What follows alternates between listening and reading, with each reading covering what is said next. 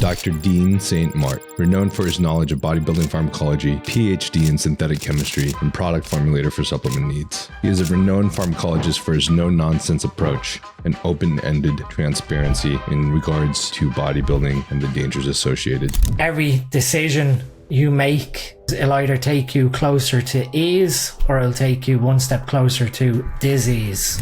The ones who have a fast metabolism will probably experience lower amounts of angiotensin receptor expression because the drug is leaving quicker, but then obviously they're not getting the benefits of the dose that they're taking. And then you've got the guy who's a slow metabolizer who in theory gets double the effect of a standard dose.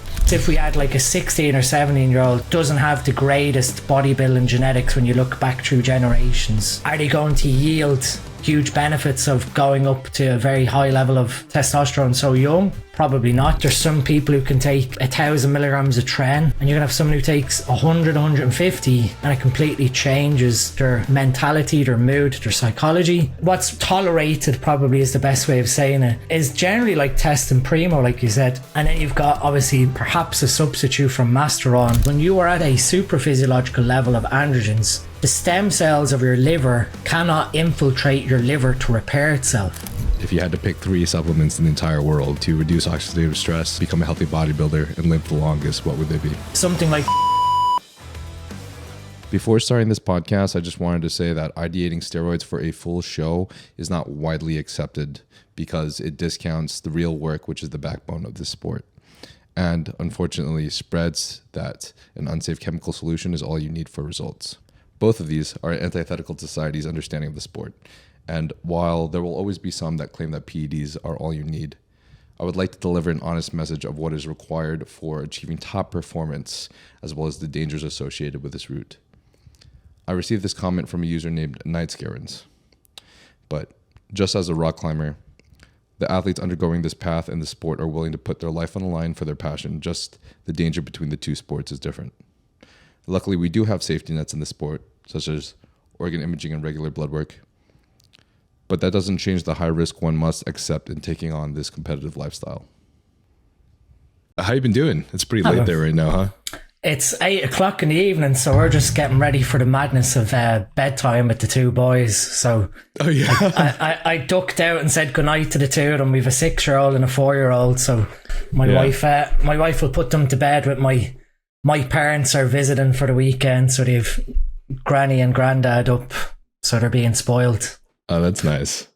When granny and granddad come through, is it like does it make the weekend a little bit more busy, or is it a little bit more on the helpful side in regards to them helping with the kids? No, it'd be definitely a lot more helpful. I mean, we live 3 hours away from my parents, so when they come to visit, it's definitely a big help because without them, we're a little short-handed. We've got Morgan's father, and that's really it. So it's full on during the week between me and my wife, me being in the office here, and then my wife has her clinic at the side of the house for her sports therapy business. So it's good that we've a bit of help when they come up. It takes a bit of pressure off. Oh, that's nice. I was actually about to say, because one of the Q&A questions was addressing this too. So I mean, I'm curious myself, because building a family is something that is probably one of my biggest goals in the near future. Yeah, but, we'll get into the podcast. That was one of the, you have your own aspirational goals. And again, maybe we'll save it for the podcast. I mean, we're running already. Oh, we're running, cool. So we're straight into it. We're straight into it. So yeah, I mean, to answer the question and building a family, I guess I stopped competing from 2017 to 2022. So I took a 5-year break. And during that period, we had our 2 sons. And I guess I'd sort of thought in my head that I was done in 2017, but my own personal goal from a bodybuilding perspective was never to be a professional, never to be like top level amateur seeking a pro card. My sort of initial goal when I left kickboxing to bodybuilding was to win like a national class, win Mr. Ireland. And Gotcha. Every year that I tried from 2011 to like 2017, I'd be in the top 3. top 6, and then eventually I gave it a break so that we could have a family and get married and all those sort of things. That 2022, I sort of said to my wife, it's now or never. I was 34, and you sort of think, okay, if I don't go back now, am I ever going to go back afterwards? So 2022, I went back to competing and ticked that box of winning Mr. Ireland. But during that prep, there was parts where you have this moral decision on your mind where you're eating like your last meal and you're thinking, why am I doing this? You know, some of the risks that are involved, that you get this just sort of sense of morality that if I didn't wake up tomorrow, you know, I'm leaving behind a family. And of course that's the same regardless of being a bodybuilder or not. I found that once that little baby comes home, your world changes away from like me or I or even us from a couple perspective to a family unit where you are responsible for this tiny little person.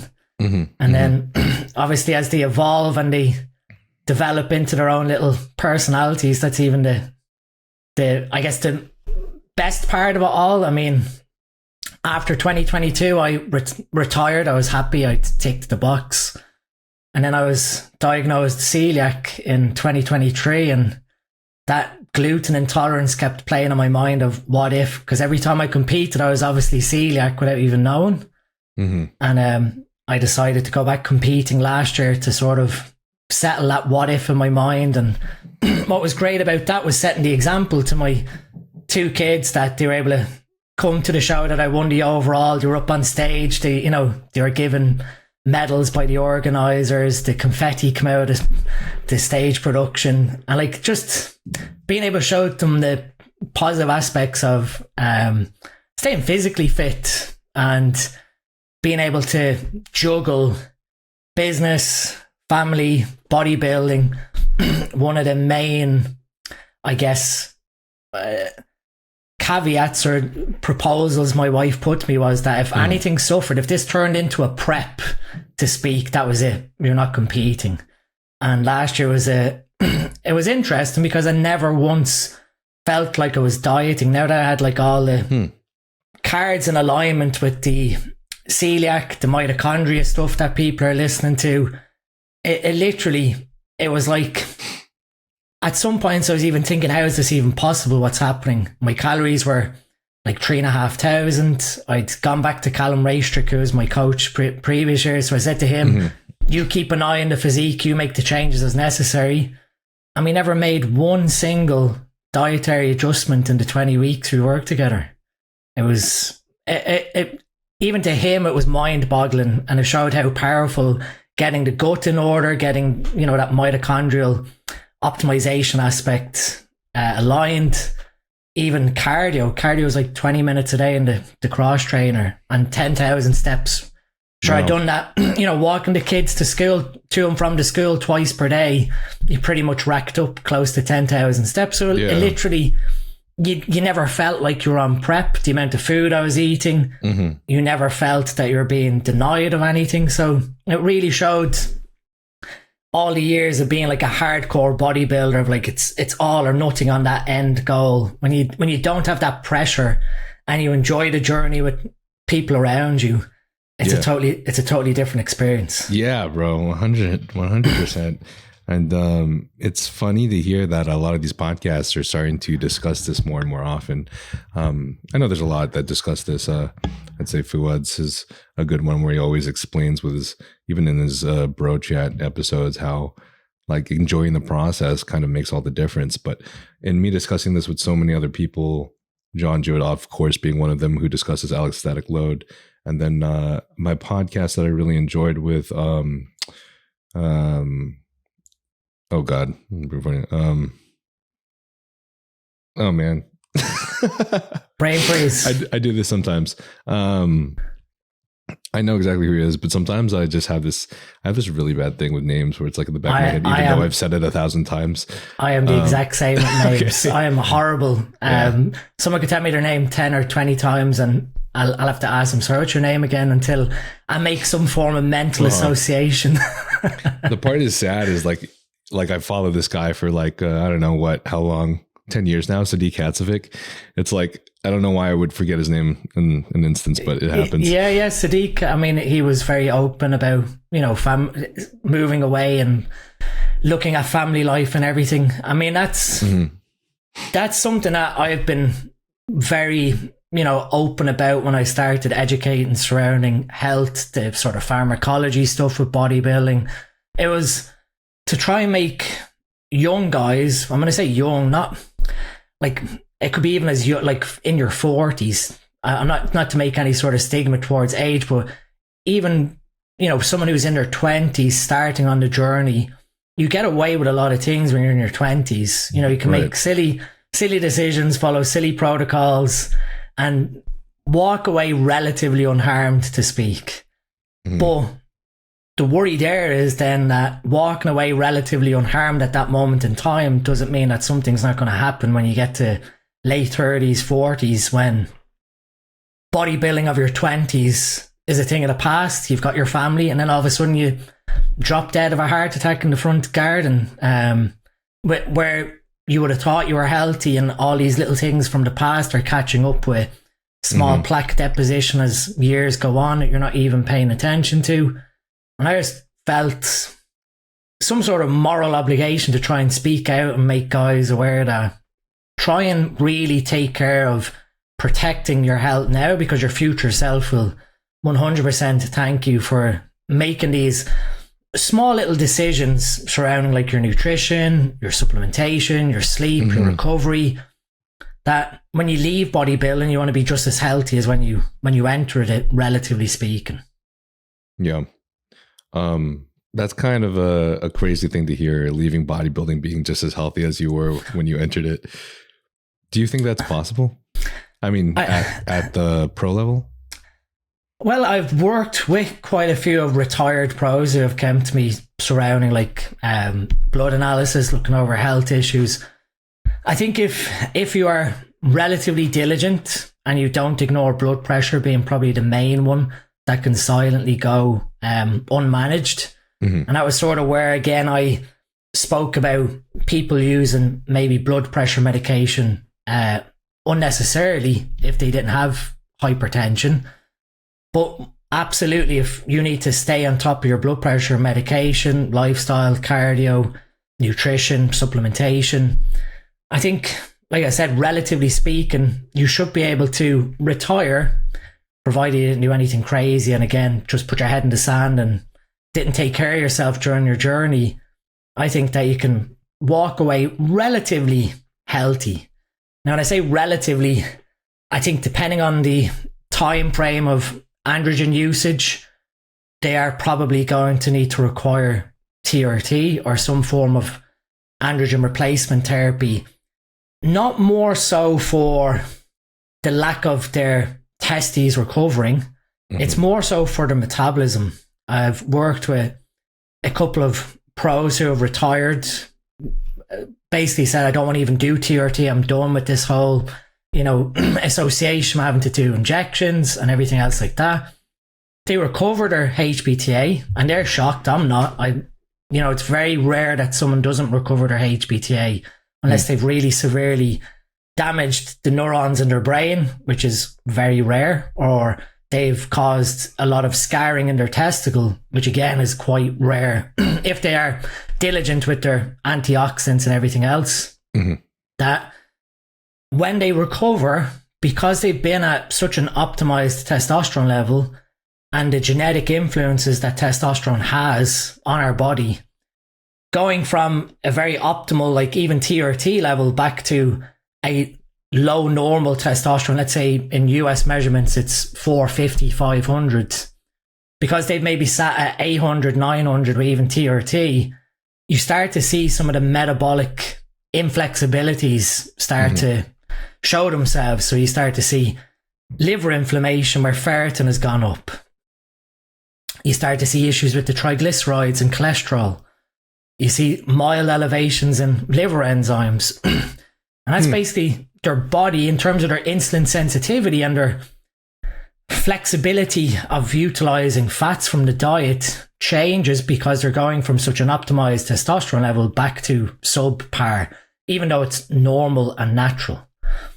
And quite often they're left with a decision of, can you continue to stay in a scenario where your liver enzymes are elevated from inflammation, your triglycerides are raised, your ferritin is raised, all these signs of oxidative stress, just to avoid the decision of going back to TRT, which might actually be more optimal for their body in that perspective.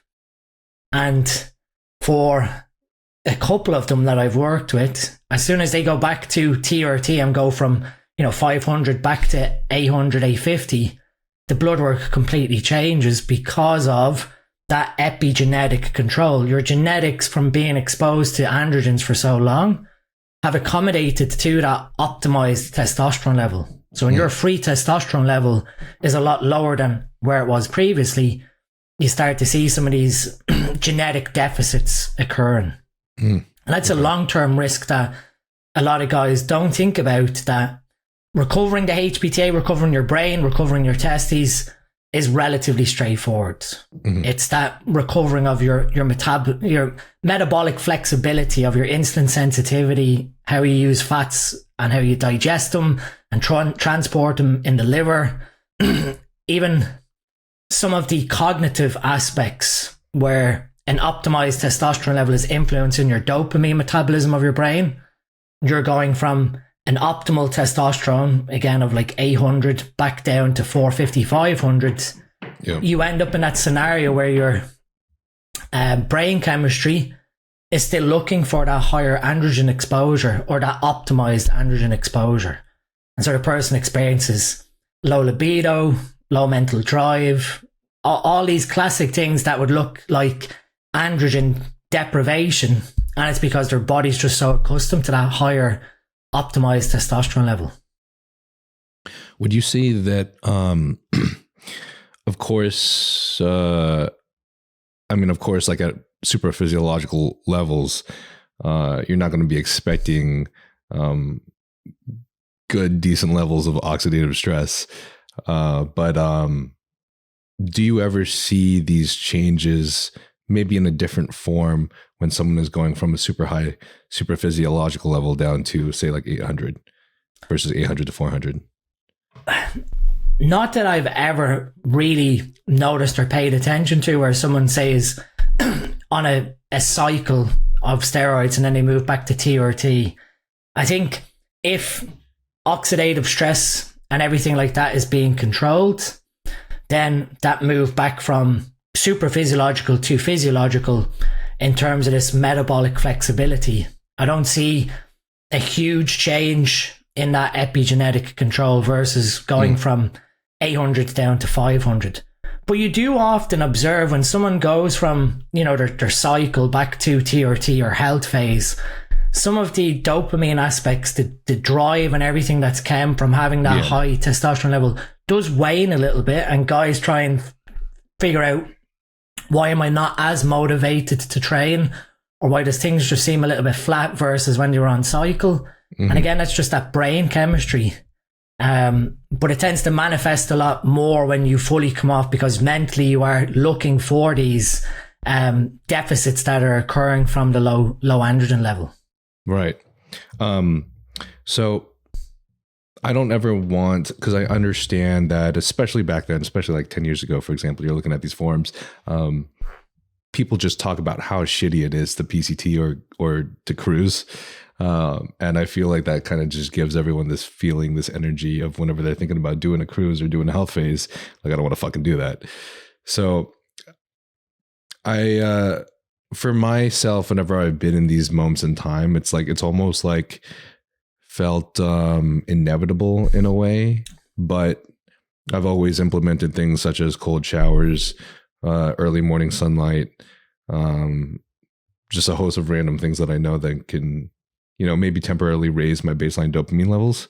But is there anything that you happen to recommend for people so that they're not so scared of taking the health phase when they need it? This is a great question. I mean, years ago, the very first probably piece of education I put out online was about PCT, but also about blasting and cruising of, you know, the old adage of blasting really high dosages and then cruising on moderately high dosages. That you really have to view it as you do a cycle and then you do a physiological phase, a TRT, or a baseline physiological phase. And it comes down to your mental perception of your body, that you have to accept how your body looks at a physiological level, albeit if it is optimized. Psychologically, you have to accept that you're going to lose some level of muscle mass from that lower androgen exposure. So some of the tissue is going to dissipate because it's not being exposed to androgens to retain the amino acids for the protein or for the muscle protein. Mm-hmm. You're not going to be able to facilitate your top tier strength, although you should be able to maintain quite a lot of what you carry coming out of your cycle. But like you said, putting certain practices in, you could look at utilizing nootropics that are going to help with preventing the breakdown of dopamine in the brain, whether they're natural or unnatural ones. We could look at supporting our magnesium intake, which is going to help with our dopamine metabolism.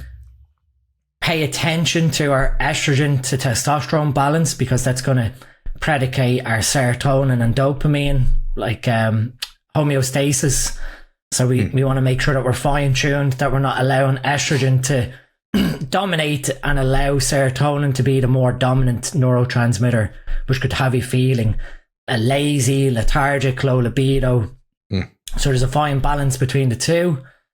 You could look at, even during that health phase, looking at certain hobbies that you may not do during a full-on off season. So during your health phase, start engaging in more fun types of cardio, whether that is, you know, any sort of combat sport if you're not have a high risk of injury, doing something more challenging from a functional aspect, again considering your injury risk, but using something where you're not hyper focused on how you feel when you're at that super physiological level versus back to the physiological range.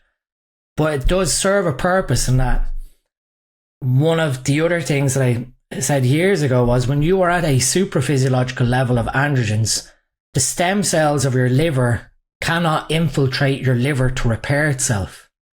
So one of the things that blocks our liver from repairing is when we're at a super physiological level. And this was one of the main worries when someone does a pre-contest cycle, has orals piled in towards the end. Mm-hmm. And then there's the old rebound cycle where you come out of your cycle and you go straight into another super physiological cycle, rebounding. That you're not giving, you know, we're laughing and this is something that happened. Now, most people don't do it now because of all the education we've done. Right. But when we look back historically, it makes sense why quite a few top tier amateurs suffered liver problems, because they never allowed the liver to allow these stem cells in to repair itself. Yeah. I'm laughing not because I'm judging, but because after this last prep, this was the first time I did do a rebound. It was kind of an agreement with my coach that this is the route that we would take, since my blood work seemed to come back surprisingly well. But and that would always, you know, and that's what I've always said, even when someone has asked me questions around like, what's the best supplements to take? Mm-hmm. You always make decisions off your blood work. Even PCT, we're covering the HBTA. Use blood work to give you the decision, or give you the data to drive the decision. So like in your case, if post prep, your blood work, your liver, your ALT and AST ratio is good, your GGT was in a good position, the bilirubin was nice and low, showing that there was no cholesterol blockages in the liver. If all that was, you know, in good range, everything looked optimal, you could go into a rebound cycle. So, you know, you always want to make the decision based on bloods, which historically wasn't the case. It was sort of like, okay, you finish competing, now here's your rebound cycle, gain 15, 20 pounds, and then move into your off season properly with that added rebound weight. Okay. Well, I guess playing devil's advocate to that statement, I do remember seeing in one of the lectures that you were presenting that you had a title saying not all problems will be solvable with blood work. Correct. So I'm wondering, what would you... In that instance, when things aren't solvable with blood work, normally what I'm speaking about is hormones. So hormones with regard to blood work, especially estradiol. Estradiol is the most villainized marker when it comes to blood work. And it's completely taken out of context because estradiol is made inside your cell first. And then it comes out into the bloodstream. So whatever's not used by your cells technically spills out into your bloodstream. And that's what you're detecting with serum blood work. So you could have a estrogen level in US terms of 20, let's say, which is relatively low. UK measurement, we're looking at somewhere around 100, 90 to 100. And you think everything is great, but then you know yourself that you're suffering some level of estrogen overload symptoms or estrogen dominant symptoms. What you're seeing in the serum is not telling you how much you're making inside your cells, like your brain or other cells of the body. And if that estrogen that's made inside your cell then interacts with the estradiol receptor inside that cell itself, you'll never see that occur in your blood work because the estradiol interacts with the receptor and then gets broken down. So that's where I like to use, there's a thing called the Dutch test, the dry urinary test for comprehensive hormones. And what that does is a 24-hour measurement of the metabolism of your sex hormones. So it's able to show you that although your estrogen could be 20, when you actually look at the total output of estradiol and the estrone metabolites over a 24-hour period, they could actually in reality be quite high. So when we're always looking at blood work, stuff like hormones, thyroid hormone, testosterone, estradiol, we have to look at where they're made. And if they're made inside a cell, what's in your bloodstream is what's basically come out of the cell itself. Same with minerals. When we look at minerals on blood work, you could have a very good serum magnesium level, so the amount of free magnesium in your bloodstream, but that doesn't necessarily mean that you've got good magnesium stores inside your tissue and cells. And normally what you'd do is you'd try and correlate the ALP enzyme, so alkaline phosphatase, that's on the liver panel. Its core is made of magnesium. So when that is, according to the research, below 70, in theory, that person could be magnesium deficient. You can look at red blood cell magnesium content to see how much magnesium is inside the red blood cells, which uptake quite a bit of magnesium also. And so what you might find is your serum magnesium could be great. It could be 1.1. And then you look at what's inside the red blood cells or your ALP enzyme expression, and they could be actually quite low, which is saying, well, the magnesium is in your bloodstream, it's not being transported correctly. So when we're looking at blood work, most definitely you have to understand the context of what the marker is saying versus where it's produced or what its mechanism of action is. And even then, I've often said blood work, when you're looking at blood work, you're trying to make an interpretation. It's almost like trying to tell someone's fortune. You're trying to take that snapshot in time of what was pulled out of the bloodstream and try and correlate what happened in the past and then try and predict some level of future event happening. You know, if cholesterol's raised, you're trying to predict, okay, well, if the cholesterol is raised, what's the risk of plaque forming, 6 or 7 months ago? And now what's the risk of a heart event, cardiovascular disease, plaque triggering, maybe a heart attack in a year's time? And you're trying to fortune tell, to speak, or make a very good assumption from the data in front of you. And that's where it can become almost a scale of trying to connect all the dots of, well, that piece of the blood work is saying this picture, and if I look down here, it's telling me something else. Gotcha.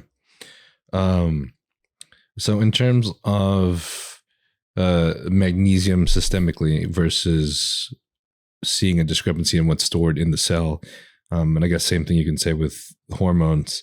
I'm assuming that these discrepancies can be caused by a multitude of factors. Yeah. So, I mean, if we look at estrogen, we have to look at fat cell expression is mainly going to predicate how much aromatase you're making. Sort of the fatter you are, the more CYP19 you're expressing, which is the aromatase enzyme.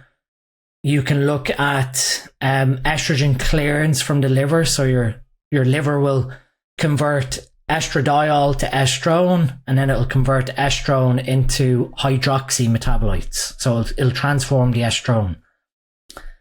And then the estrone will be further metabolized with phase 2 liver metabolism to help your body take it out of it, whether that's through your urine or through your feces. So when we are trying to understand what's happening in terms of estrogen metabolism, there's aromatase, there's the CYP enzymes of the liver, and then there's also, you're looking at the gut microbiome, whereby certain bacteria can produce an enzyme that will remove some of the conjugates that your body uses to help you get rid of these hormones out of the body.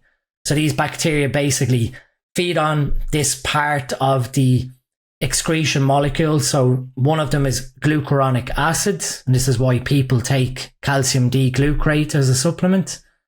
The glucuronic acid is fed on by the bacteria, which then leaves you with the hormone again with nothing conjugated, and that just passes back out into your bloodstream to circulate again.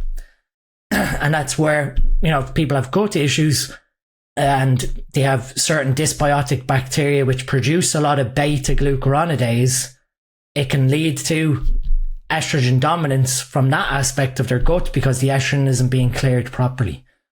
So there's a lot of things that when you're trying to line up what's going on, if you had high estrogen in your serum blood work, then there is probably a good correlation there that you have high estrogen inside your cells. So in that instance, you might make some level of adjustment, whether that is lowering the aromatizable compounds, utilizing an aromatase inhibitor quite intelligently or selectively to marginally drop that aromatase expression, and then look at these other aspects of the gut, the liver, these conjugates like glucuronic acid, glutathione, and see how you're going to support getting rid of that estrogen.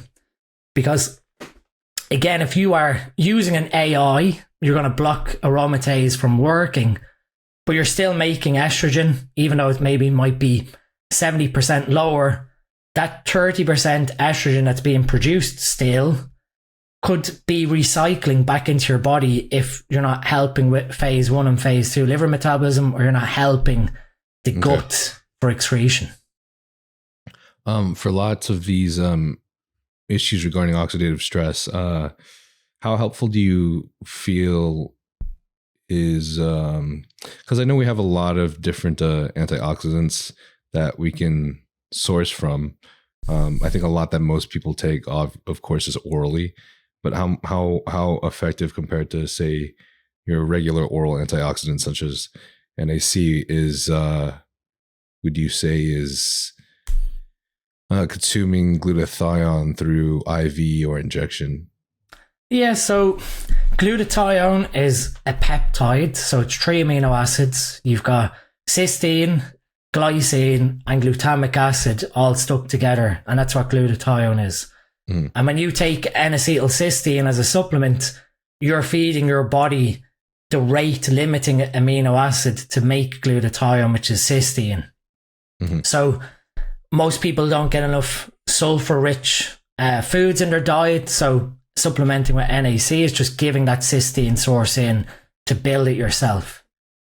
If you take something like injectable glutathione, you're basically ensuring that you are bypassing the stomach. So you're bypassing digestion or the stomach's acidity, which will destroy glutathione's structure. So if you're taking glutathione straight up as a capsule, as a supplement, reduced glutathione, it's relatively useless because your stomach just destroys it. Mm-hmm. That's where people came about creating S-acetyl glutathione as a supplement. And we use that in our pump formula. Because the acetyl group protects glutathione from the stomach, and then your gut removes the acetyl group and the glutathione goes into your blood circulation. So if you are looking at an oral glutathione supplement, I'd choose S-acetyl over. You've got people who are selling like Cetria glutathione, which is trademark glutathione, but it still gets destroyed by your stomach's acidity. So you're only absorbing a very small amount of it.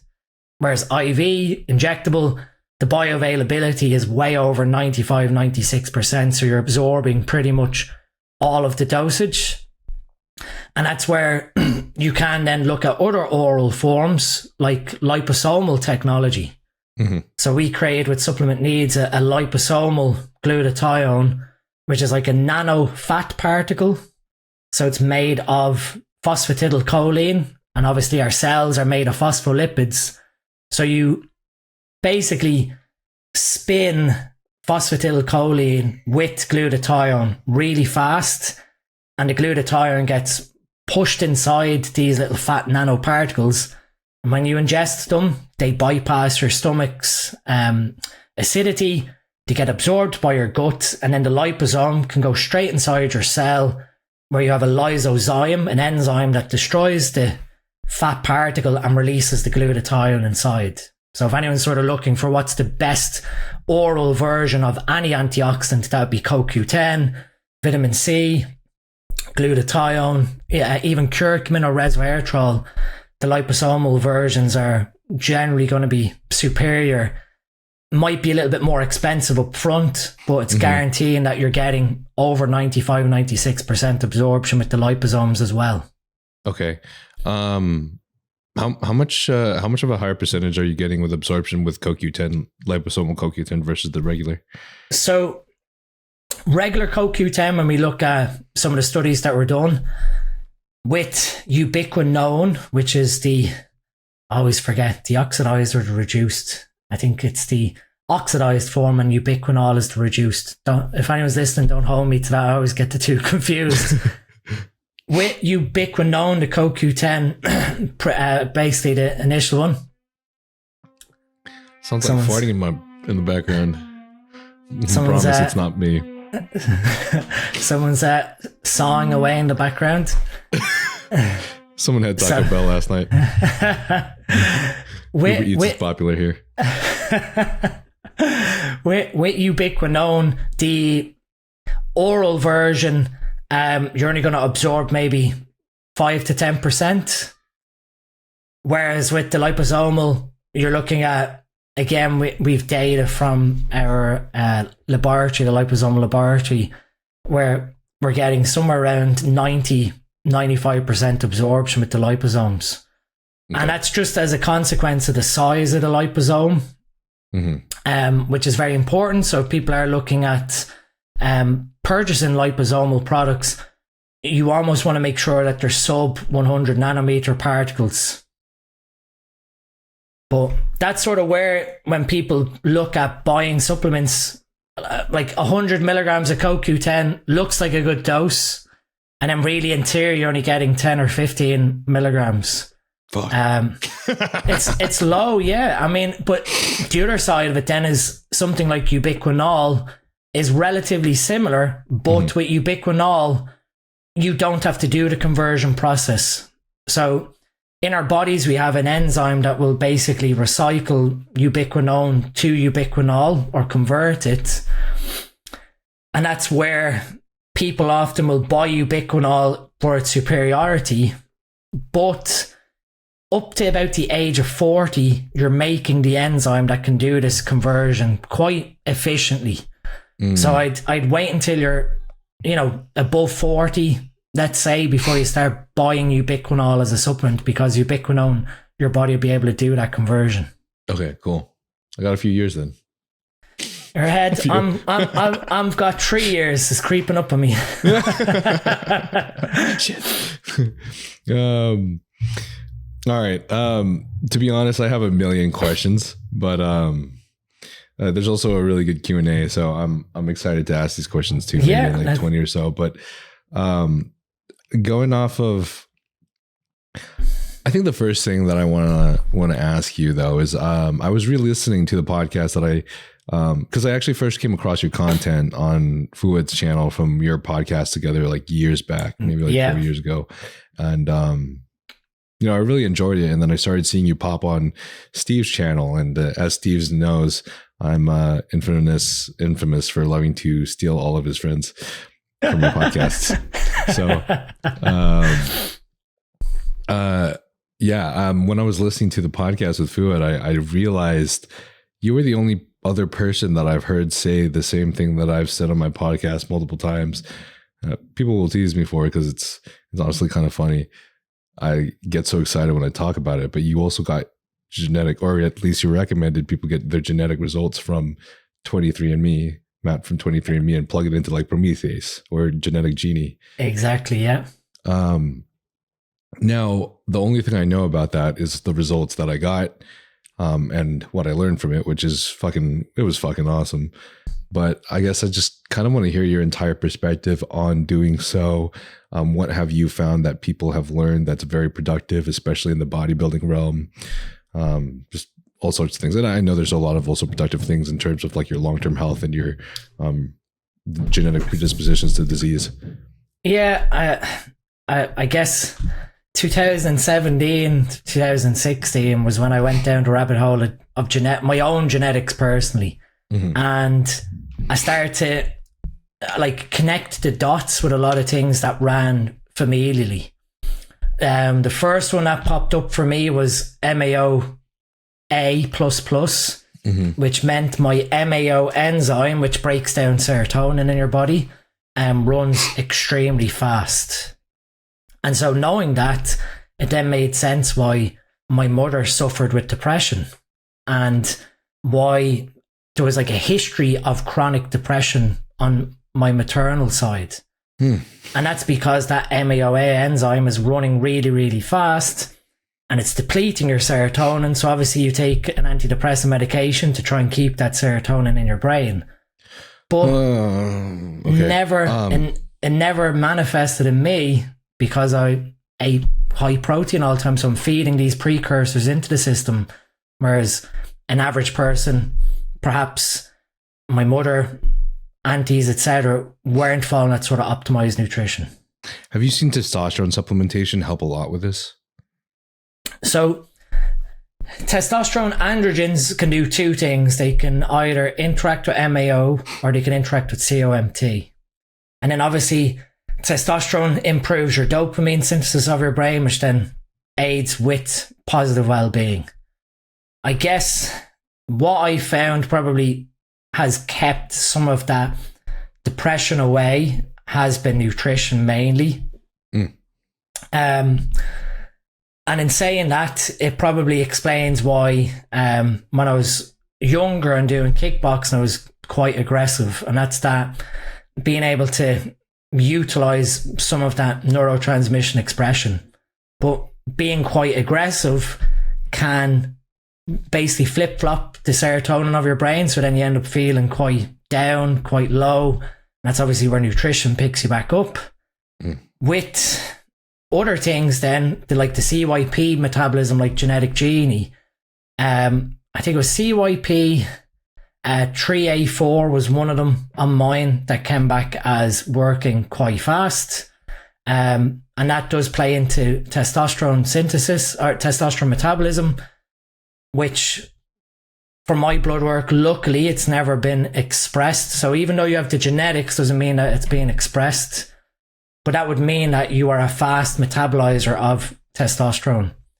And I think the other one was CYP1A. I'd have to look at my notes here, but basically most of the antidepressants are metabolized through this enzyme, which then historically lined up with why the psychologist had to keep giving my mother higher and higher dosages of medication, because her body was basically metabolizing it very fast. And, you know, to a psychologist who isn't, I guess, within that realm of knowledge of genetics, he just thinks, okay, there's no response, so give more drug.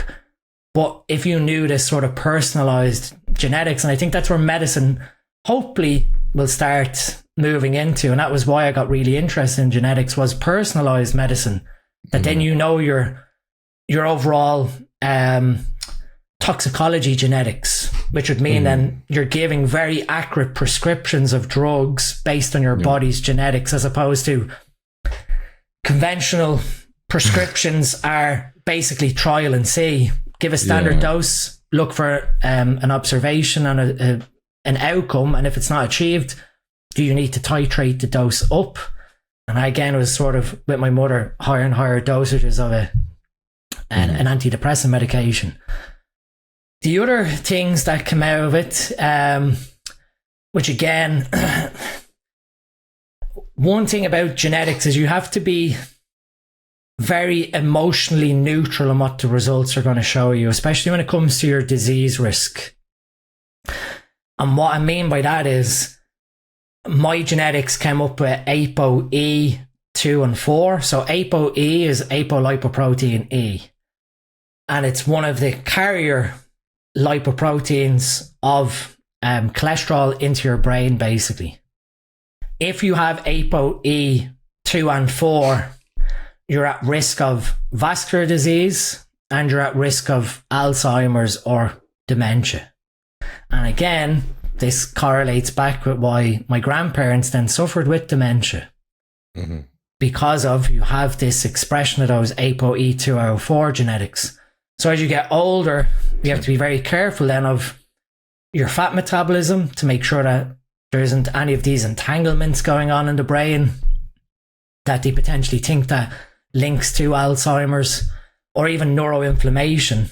And so if you're not emotionally prepared for a result like that, where it's telling you you're going to develop a cognitive deficit, you may go around worrying, oh, when's this going to happen? When's this going to happen? And it might not ever happen. Like I said, just because you have the genetics doesn't mean that the epigenetics, which is the environmental control of your genetics, is expressing it.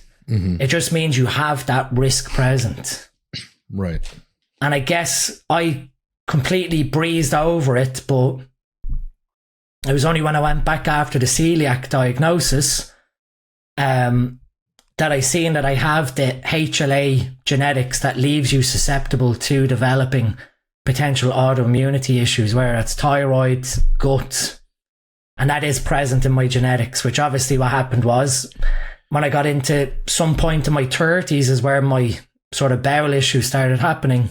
Oh, fuck. That was when the genetics switched on. You know, all the way up until I was late 20s, I had no issues. And then I couldn't really figure out what was going on until I had that blood test done in 2023. So knowing that you have these genetics doesn't mean that they're present. And a lot of companies are now starting to actually do epigenetic profiling, which will look at how active are those genetic traits. So whether they're switched on or not. So you look at the methylation aspect or the histone acetylation. So how well are those, I guess, pieces of DNA free to be accessed to express?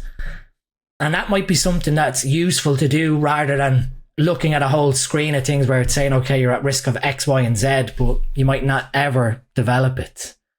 Right. But it can be useful. I mean, that was sort of where the whole scientific explanation of fast responders, poor responders, or fast metabolizers, slow metabolizers came about. And that when you understand these genetics of the drug toxicology, you can see why someone might need more of a dose. And I've seen this several times. You look at Bloodwork, someone's taken 125 milligrams of testosterone and you expect their test level to be 25 nanomole, which I think is about 800 nanogram per deciliter.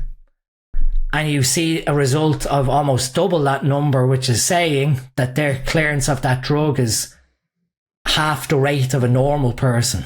Right. But they're both experiencing the same. And that's where then, someone will probably need less dosage to get the same effect as someone who might require higher dosages. And I just proved where for a long period of time, people were just following blanket recommendations of just take this dose and it's going to get you huge. For some guys, it never resulted in anything. And perhaps if they'd done their bloods, they might see that they are that fast metabolizer. And so it just gave a good insight that you can almost map out, regardless of your just pure serendipitous response to taking anabolic steroids, you could probably plan whether you're suited or not to bodybuilding based on those genetics. Well, would you say that, does this rate of metabolizing have any effect on the capacity of side effects one may experience, or is that completely a different genetic predisposition? No, that would be the ACE enzyme expression, so angiotensin converting enzyme, that could leave you susceptible to blood pressure problems when you use anabolics or androgens, because we know that influences the angiotensin 1 receptor. And then obviously ACE, angiotensin 2 being made from ACE. So if you genetically are predisposed to making a lot of copies of ACE enzyme, your risk of making angiotensin 2 goes up. And then you're taking anabolics on top of that. And all of a sudden you're heading towards high blood pressure, kidney issues. And in that instance, knowing that you have angiotensin converting enzyme genetic issues would mean that prophylactically, you're probably a candidate that has to take some form of ACE inhibition medication or angiotensin receptor blocking medication, because your genetics leave you susceptible. And that's quite often, if someone sees a response to taking these medications towards their blood pressure, and then without the medication, the blood pressure goes back up, there's quite a high likelihood that there's an underlying genetic factor with ACE. So as we get older, we also increase our expression of ACE. And that's sort of where, when we look at even drug pharmacology and what we've designed over the last 150 years from a medication perspective, aside from insulin for type 1 diabetics, blood pressure medications have been selectively created to go to that genetic root cause of blocking either the ACE enzyme or blocking the angiotensin receptor. And so you're giving someone who has genetic issues with blood pressure control a chance to offset some of the disease that comes from elevated blood pressure. So, I mean, I guess because I'm not very knowledgeable about this this portion, so I'm a little bit confused on whether or not the speed at which they metabolize, say, testosterone is related to this that you were just speaking about. So let's say someone is a normal metabolizer, mm-hmm. and their genetics is making them produce double the amount of ACE. So if a normal person and they've issues genetically with ACE and it's creating double the amount. But there could be different combinations of those two, right? Yeah, and this is where I'm trying to get to then. So you have someone then who's a fast metabolizer of testosterone. So now the testosterone is leaving their body quicker, mm-hmm. but they have this genetic susceptibility to ACE. In theory, they're still making probably high amounts of ACE enzyme, but the testosterone's influence to angiotensin 2 on top of ACE will be slightly diminished.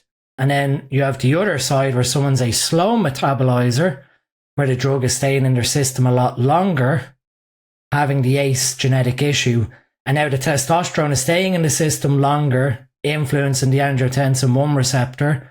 And then also you've got the genetic aspect of the ACE enzyme at double capacity, let's say. So the ones who are a normal metabolizer will have relative middle of the road risk. The ones who have a fast metabolism will probably experience lower amounts of angiotensin receptor expression because the drug is leaving quicker.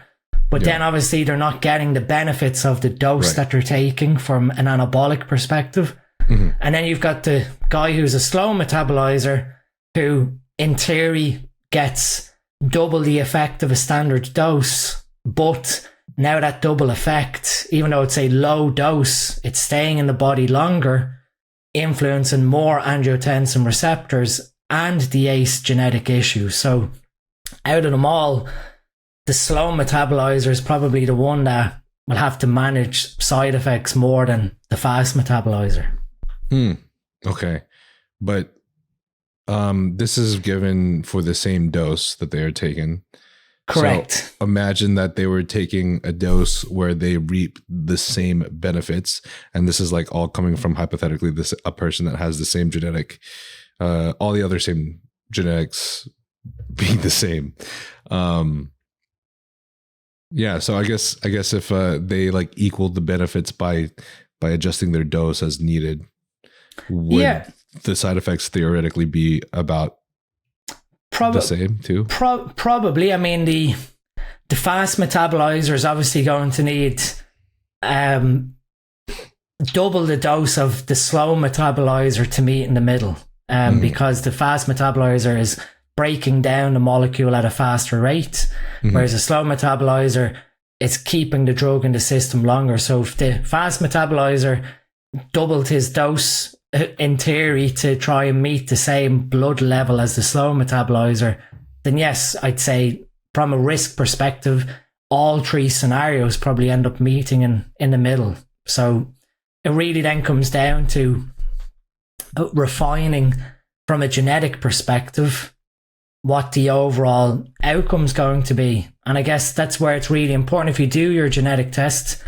And anyone that's listening, I'm sure you've said yourself, Niall, you can buy like a cheap ancestry test from 23andMe, where you basically just get all your raw genetic data. You don't even need to go through 23andMe's like health reports. And you just plug it into Prometheus, you plug it into Genetic Genie.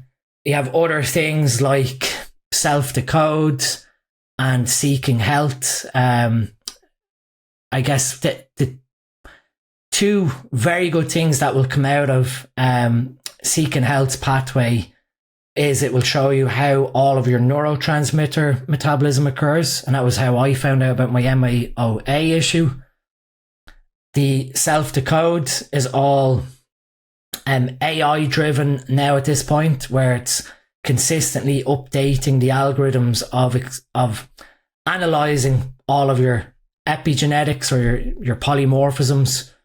So out of the two, Self-Decode, I think it's about $80 for a subscription for the year.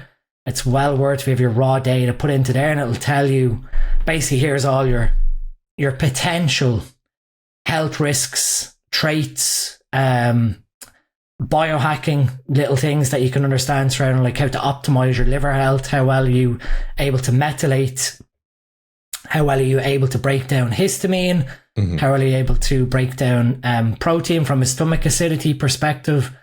It gives you such an insight that, I mean, you could spend hours upon hours going through your genetics to try and figure out little tiny health optimizations, like for your sleep, for your digestion, even training response, by going into your genetics. Or you can just do the old school way and just trial and error. So I think, the future of healthcare, if it does ever get to that point of personalized medicine or personalized prescription, it would be incredible that if you had a problem, it's no longer a hit or miss approach where you're spending several months trying to find the right drug, the right dose, even for blood pressure, that you'd be able to say, okay, this drug normally metabolizes, so we will go with this one, whereas your genetics are showing you've got fast metabolism for this blood pressure medication, so it's probably not worth trialing it. And you get a very quick solution. And even from a combination therapy perspective, you might be able to say, okay, well, your genetics are showing high angiotensin risk. Right. So we're going to start immediately with even triple therapy, calcium channel blocker, ACE inhibitor, and a receptor blocker because you're at high risk. So they're not doing what would have been in the past. They give you one, assess, give you the next one if it didn't fix it, and then give you the next one. All whilst you're at potential high risk that high blood pressure is causing problems in the background. I really like that you said this because I think there's a huge misconception with a majority of PED users. I think maybe not a lot of ones that listen to podcasts like this or try to get a little bit informed more on new knowledge. But I think there's this big misconception that the number of the dose, like the bigger the number, the more likely you are to die, the more shit genetics you'll have for bodybuilding, when really it just doesn't matter, right? It's simply a number and it differs per person. Exactly. I mean, when we look at even some of the dosages that are in top level Olympian IFBB pros, what some of them are utilizing now in terms of physique refinement to stay where they are is of course going to be a lot lower than what they required to get to that peak level of body weight and musculature. So there is no doubt that, you know, when people ask about increasing the dose, there is some point where you have to continuously titrate up to cause more adaptations of androgen receptors. So again, you've got more androgen receptor expression upregulation to allow more muscle tissue, provided the training, stimulus and nutrition and everything else underlying is optimized. You are going to have to slowly titrate up to where your desired endpoint is with your physique. Because of the more muscle tissue and more androgen receptors. Exactly. And then you're trying to leverage some of the other secondary aspects of androgens, like the non-genomic aspects, like the calcium signaling for stronger muscular contraction, or the nervous system priming aspects. So you help with strength development. So now you've got higher force production, you got more high thresh motor unit recruitment when you're training. So there's all little things that add up that you might need to start increasing your dose. Let's say that person's not using oral steroids that work in a slightly different fashion, like Anadrol or Anavar, where you might put them in to take advantage of that non-genomic signaling, which is obviously increasing your dose. If you're adding in 50 milligrams of Anavar before you train, or 80, 100, by the end of the week, you've increased your total androgen dose from that oral use, where it might not, you know, and this is again, people look at their cycle and they completely underestimate what they're taking orally when they add in like 50 milligrams of Anavar, Winstrol, etc. in a prep setting. It's adding hundreds of milligrams to the total weekly dose that just because it's not being injected, it sort of goes to the wayside, that you forget that is part of the overall total dose as well. Right. How many is 4 anadrols a day? So normally they're like 50 milligrams is what the standard compounded dose is. So it'd be 200 milligrams Anadrol would be a very heavy dose where you'd see a nice effect on your strength. Nice effect. Although you might see certain side effects as well, but 200 milligrams of Anadrol is serious territory. Would you like add those up? Be like 200 times 7, be like 1400 total. That'd be total milligrams, and that's where you know what, we laugh at it, but that's so serious. Like, you know, you look at it, you're like, well, I'm only taking 300 milligrams a test, and then you're adding 200 milligrams of Anadrol pre-workout or daily, and at the end of the week, your 300 milligrams of testosterone is nothing compared to the 1400 milligrams of Anadrol that went in across the week. So for us, you are a savage. So it's, you know, and it's, when you look at that aspect, it tends to go sort of ignored, where you lose sight of those milligrams adding up to the total weekly dose. Gotcha. Oh man, so many questions. I'm glad. I remember you stating before, You were talking about jumping on gear too young, and I was wondering, I guess, because I do have a lot of my audience is younger, and I mean, I have both. I have a wide range of a wide age range, big age range. I don't know. I can't talk right now, but I know a lot of them are interested in competing or have competed, but a lot of them haven't taken PEDs before. A lot of them are natural as well. And they kind of just like to learn for the sake of learning. But I know that they have the potential possibility in their minds knowing that they may lose their natty card someday. So I'm wondering what age, if one feels like they want to be Mr. Olympia, like that's their biggest goal, would you recommend? Because I think with CBUM being such a big representative of the sport, it's a little of a weird controversy on what age you should be starting for that type of pursuit. I guess if you were to be really strict scientifically, we know that males' brains don't really fully develop until we're 24, 25 in terms of like emotional stability and everything else. Yeah. If we were to say that was our end point of development as adults or adult humans, men particularly, perhaps 24, 25, depending on that aspect. If we look at someone who's like elite level, if they start at 18 and then they're Mr. Olympia by the time they're 24, 25, I guess from a developmental perspective, in theory, there's been some level of impediment to brain development if we consider we've accelerated male development by exposing the body to higher levels of testosterone.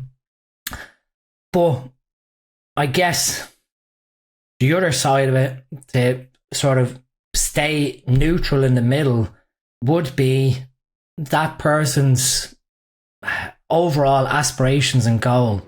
And again, it comes back to the genetics. I guess if we had like a 16 or 17-year-old who just, from a familial perspective, doesn't have the greatest bodybuilding genetics when you look back through generations, that yes, work ethic and everything else could still develop an amazing physique. But at that age, are they going to yield huge benefits of going up to a very high level of testosterone so young? Probably not. They'd probably be better off taking 2-3 years at that age, 17, 18, progressing their physique naturally, looking at their blood work, seeing maybe they are hypogonadal and they might need some hormone support, but they'd be best off getting a foundation first before progressing into that sort of dark side territory. Gotcha. Then the other side, I mean, is someone who's 20, 21, who's a little more emotionally mature, and they're not at that 24, 25 level where we're saying, okay, scientifically you're fully developed. At that age, if they had the emotional stability, they had a responsible view on their health, so they'd learned everything, they've got good disposable income in order to take care of their health, look at their blood work, supplementation, eat correctly, then perhaps, I mean, there's a lot of things like what we discussed with John when we were on about the sort of journey of like amateur into the professional ranks, that it's not just a matter of going off and finding anabolic steroids. It's quite easy to do that nowadays. It's everything else that underlies that decision of, have you got a good stable routine, like sleep, training, nutrition? Do you have the money to afford, if you have a health issue, going and doing blood work? Do you have extra income for supplementation or even ancillary medication if that arises? Do you have the knowledge at that age if something goes wrong to turn to someone, whether it's a coach or whether that is someone else who's knowledgeable to outreach to? There's so many factors there that I think, yes, age on one aspect, we have to be very careful not to start these things too young or influence decisions to use these things at a very young age. But we also want to make sure that when someone does reach the appropriate point in their journey where they decide to make that jump, that they have all the education, or they know the positives, the negatives, which I think today is great that we have so much education. We're putting all this information out. We're making it very accessible to very young people who are on YouTube, or who are listening to podcasts, who are 16, 17, who are being influenced by the online world of seeing physiques and thinking, oh, I want to look like that. But also making them aware that looking at someone on social media in that instant doesn't really tell you where they took that journey to get to that point, that then themselves need to take a step back and realize this is a lifelong pursuit, where the drugs are a very small aspect of the overall whole goal of it. If they can take that time in their early years, 16 up to 21, to earn their stripes, to speak, like Steve always goes on about, almost like getting a natty passport of, you've sort of fulfilled all your exams of natty status, and now your next step is going into the enhanced area.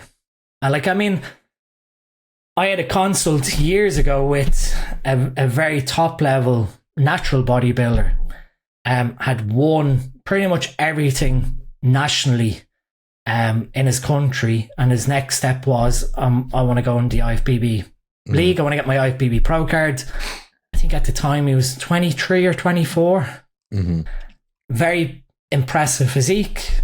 Had a consult with me, and basically what I've often said is, if you're going to go down this route, just double or triple your natural testosterone level. Do your bloods, get your baseline numbers, and then test the waters with double or triple your testosterone level, and assess what happens. See, are you a slow metabolizer, a fast metabolizer? What aspects of your blood work changes with that double or triple exposure to that androgen level? And then from there, make the decision of, okay, yeah, I got all these positives. I didn't get any negatives. For someone else, it could be, I got very minimal positives and I got all these negatives. That you're able to then make a decision. Is this really something that I want to do for the rest of my bodybuilding career, to speak? And are you equipped then with the knowledge of slowly progressing with that enhancement, where you're not tempted to go from like 300 milligrams of testosterone straight to 750 because someone told you take more and you get bigger quicker. You view it from a responsible perspective, that you diligently track everything so that you can make those data decisions, like with your blood work. Right.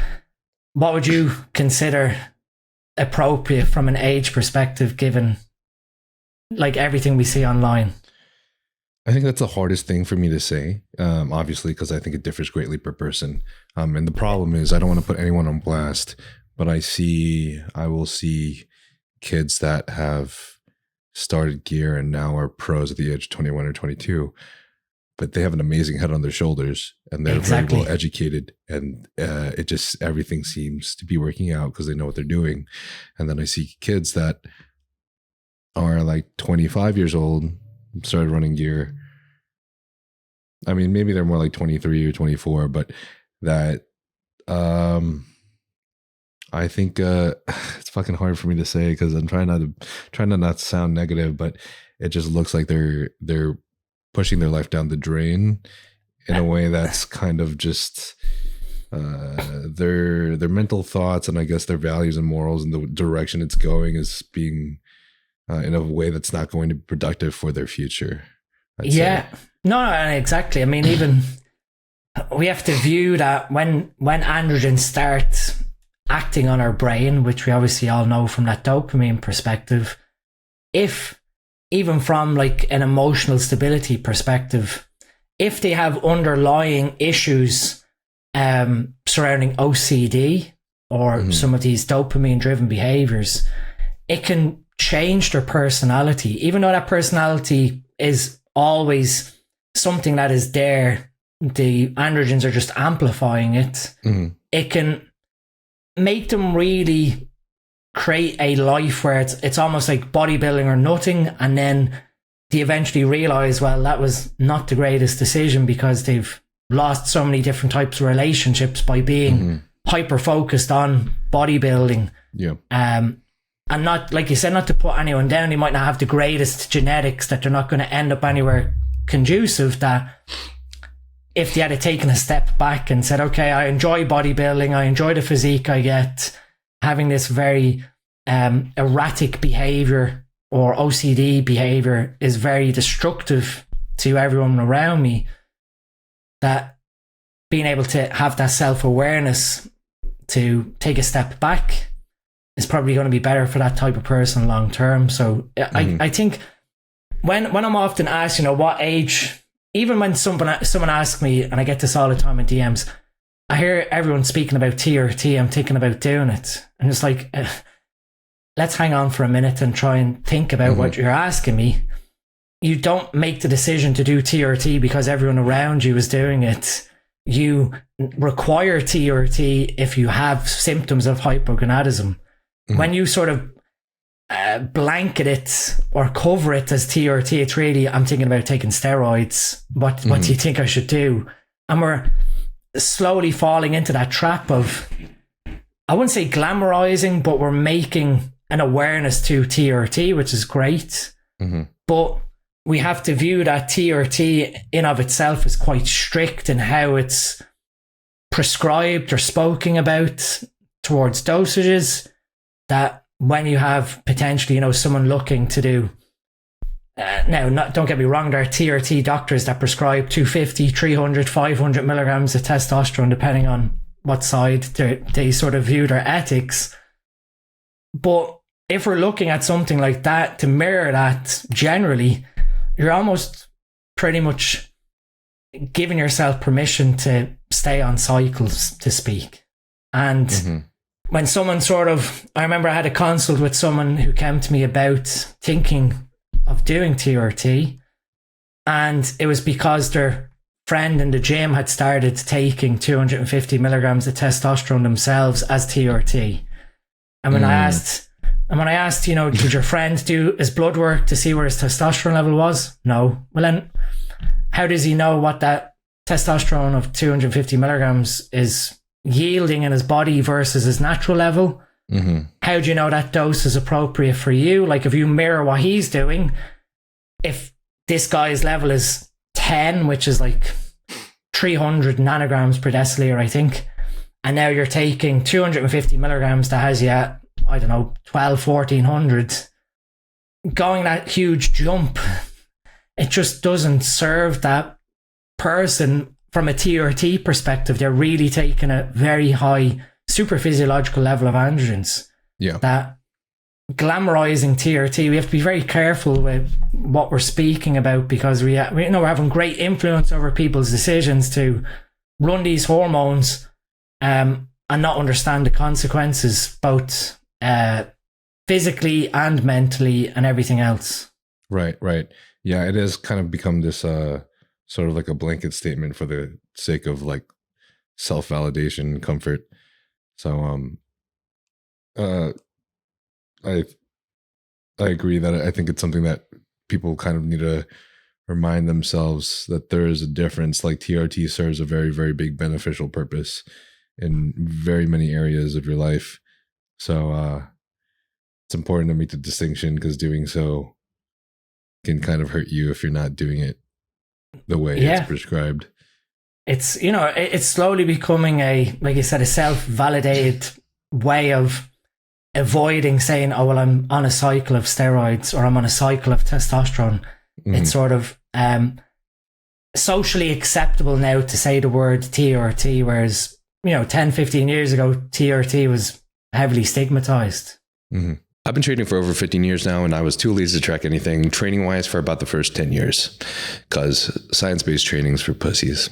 But I kept hitting plateaus from burnout, fatigue, joint issues, and injuries, and other factors that at the time I didn't really fully understand, realizing not everyone is built to handle the intense and same workload and injury resilience as Tom Platz and Ronnie Coleman, sad face. I wanted to speed run that shit, but the reality is dudes that have always known their body best are the ones that have been lifting for at least a decade. Shit takes a long ass time to figure out. I started tracking all my training on the Notes app on iPhone because I don't know what paper is.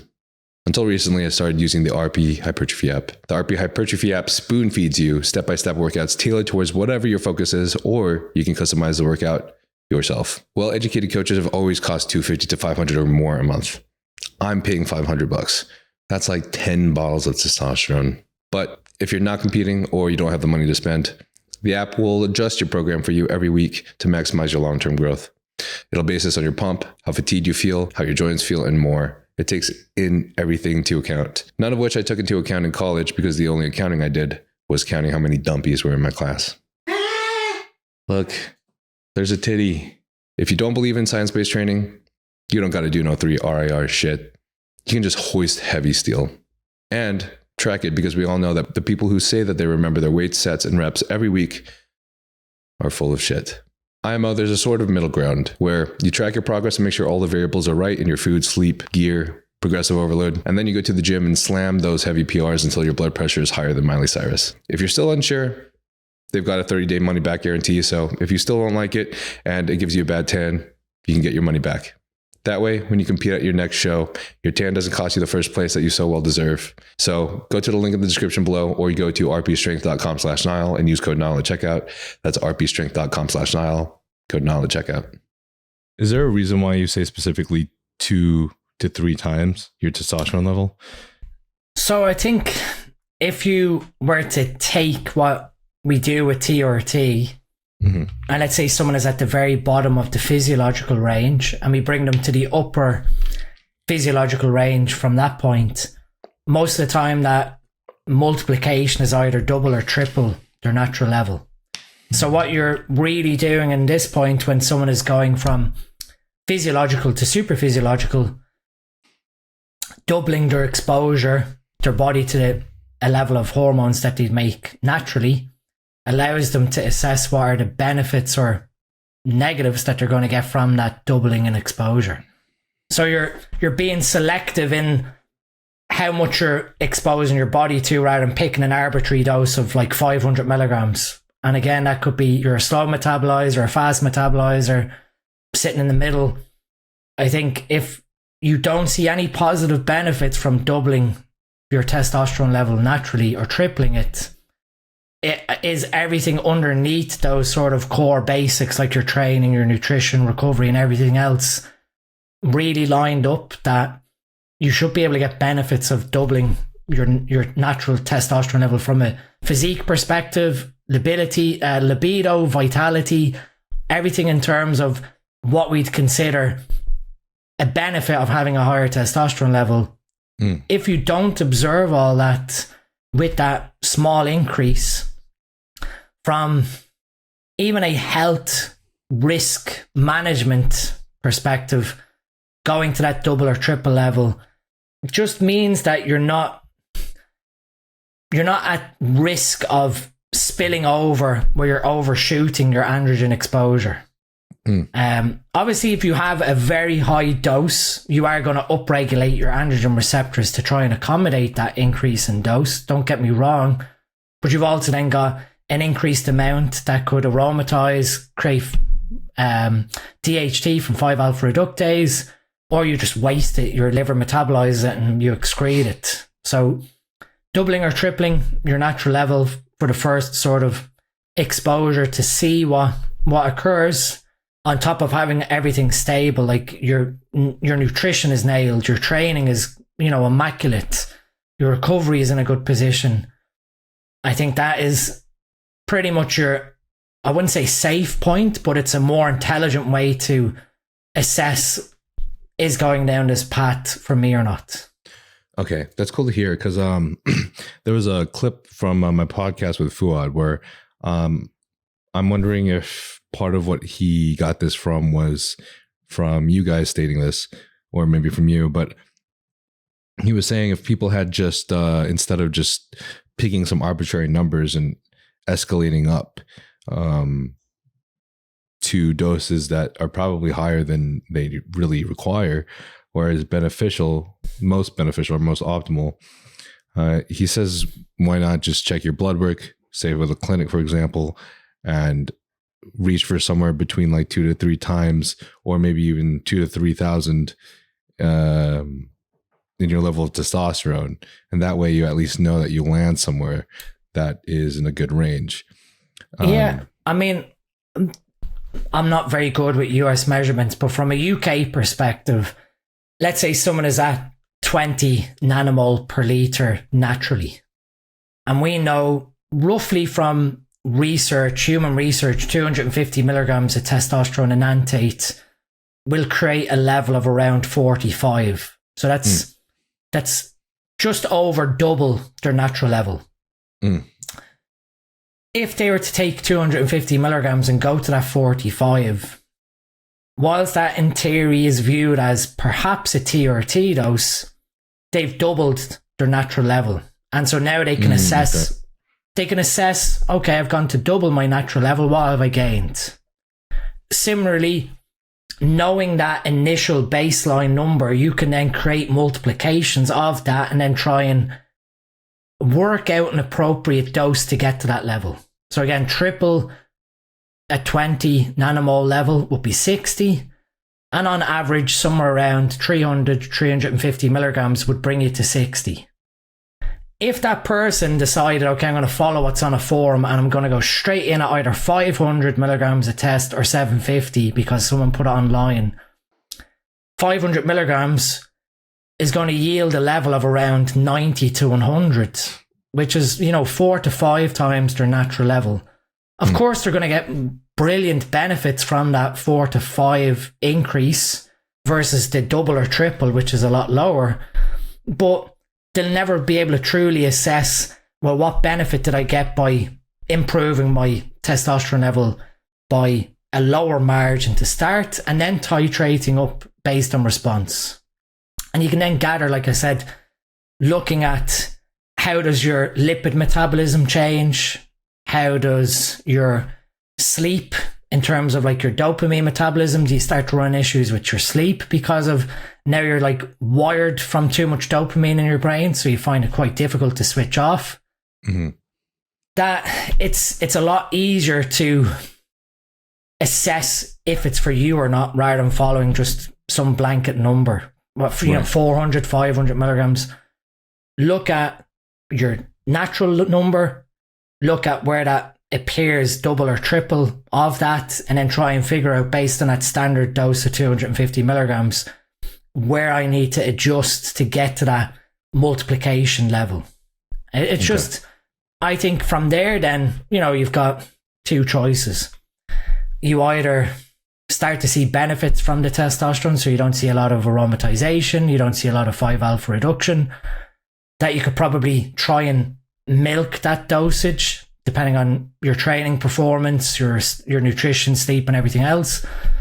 You then either increase the testosterone up another touch, knowing that now you're putting in more that could aromatize and could 5-alpha reduce, or you start going into the realm of adjusting the anabolic to androgenic ratio by adding in non-aromatizable DHT derived compounds, adding in DHT derived oral steroids. You just have to figure out where's my end goal now that I understand what these things do to my body from a lower exposure, and then obviously figuring out where you want to go from that point. Okay, gotcha.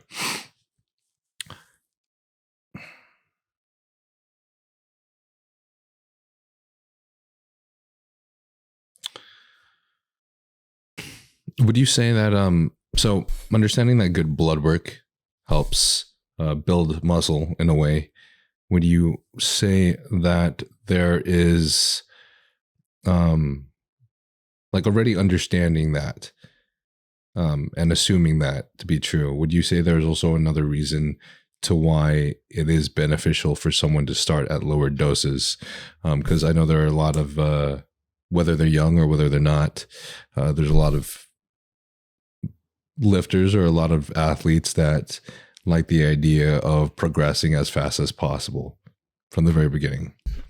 Yeah, I guess, let's say they did jump the gun and go straight in at 500 milligrams instead of starting at 300 or 350. Is that a huge mistake? Probably not, but it just brings a lot more molecules going into the body from that higher dose that can have 4 different ways of being utilized by the body. So if they were to obviously go straight in at 500 milligrams, pretty much most of the androgen receptors within their body naturally at that point are going to be activated. So there's going to be quite a large increase in total testosterone level that naturally all of those androgen receptors, specifically within muscle tissue, are probably being activated and creating this positive benefit. And then from that point, because there's such a high level of testosterone, the cell has no choice but to increase the androgen receptor expression to try and accommodate that higher dose.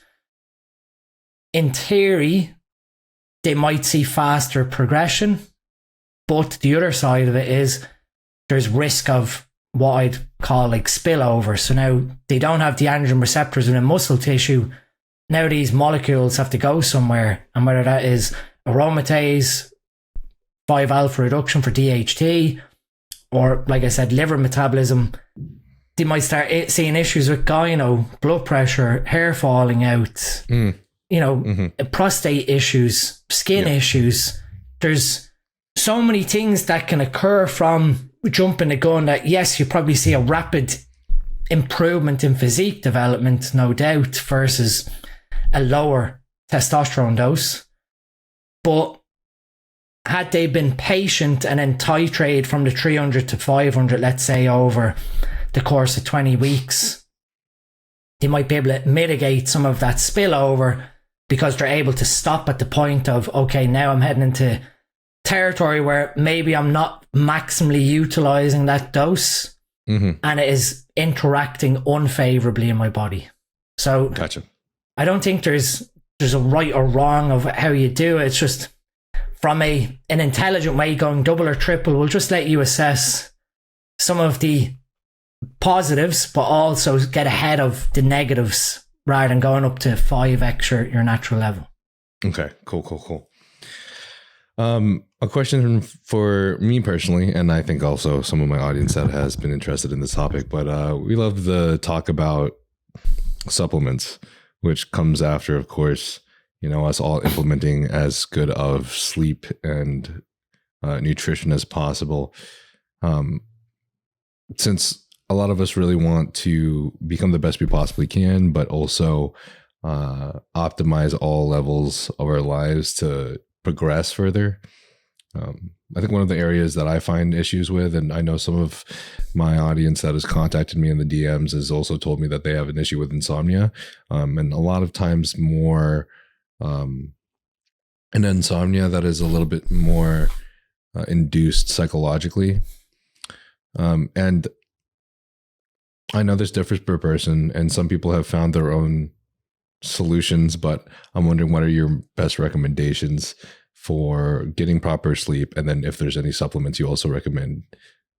Yeah, I guess this is where it all started for me, with getting into supplement formulations and an interest in supplement science was sleep. I did actually hear from you before that has helped me, but I used to have a problem with melatonin, of course, waking me up 3 hours after I took it. And then I implemented 5-HTP at about 200 milligrams, and I've noticed I've just slept through the night a lot better. It's been amazing. And that was all stemmed from, I was a chemical engineer before I even went into supplements. So like bodybuilding supplementation was a hobby, ironically. And then I left my job of 9 years to join Lee full time with Supplement Needs. But, doing everything with Supplement Needs was just a hobby to help people. Yeah. And I guess selfishly create products for myself. That's what I've always said. And sleep stack, I was working, rotating shift patterns. So I'd work a month of night shifts and then a month of day shifts. And these were 12-hour shifts, 7 to 7.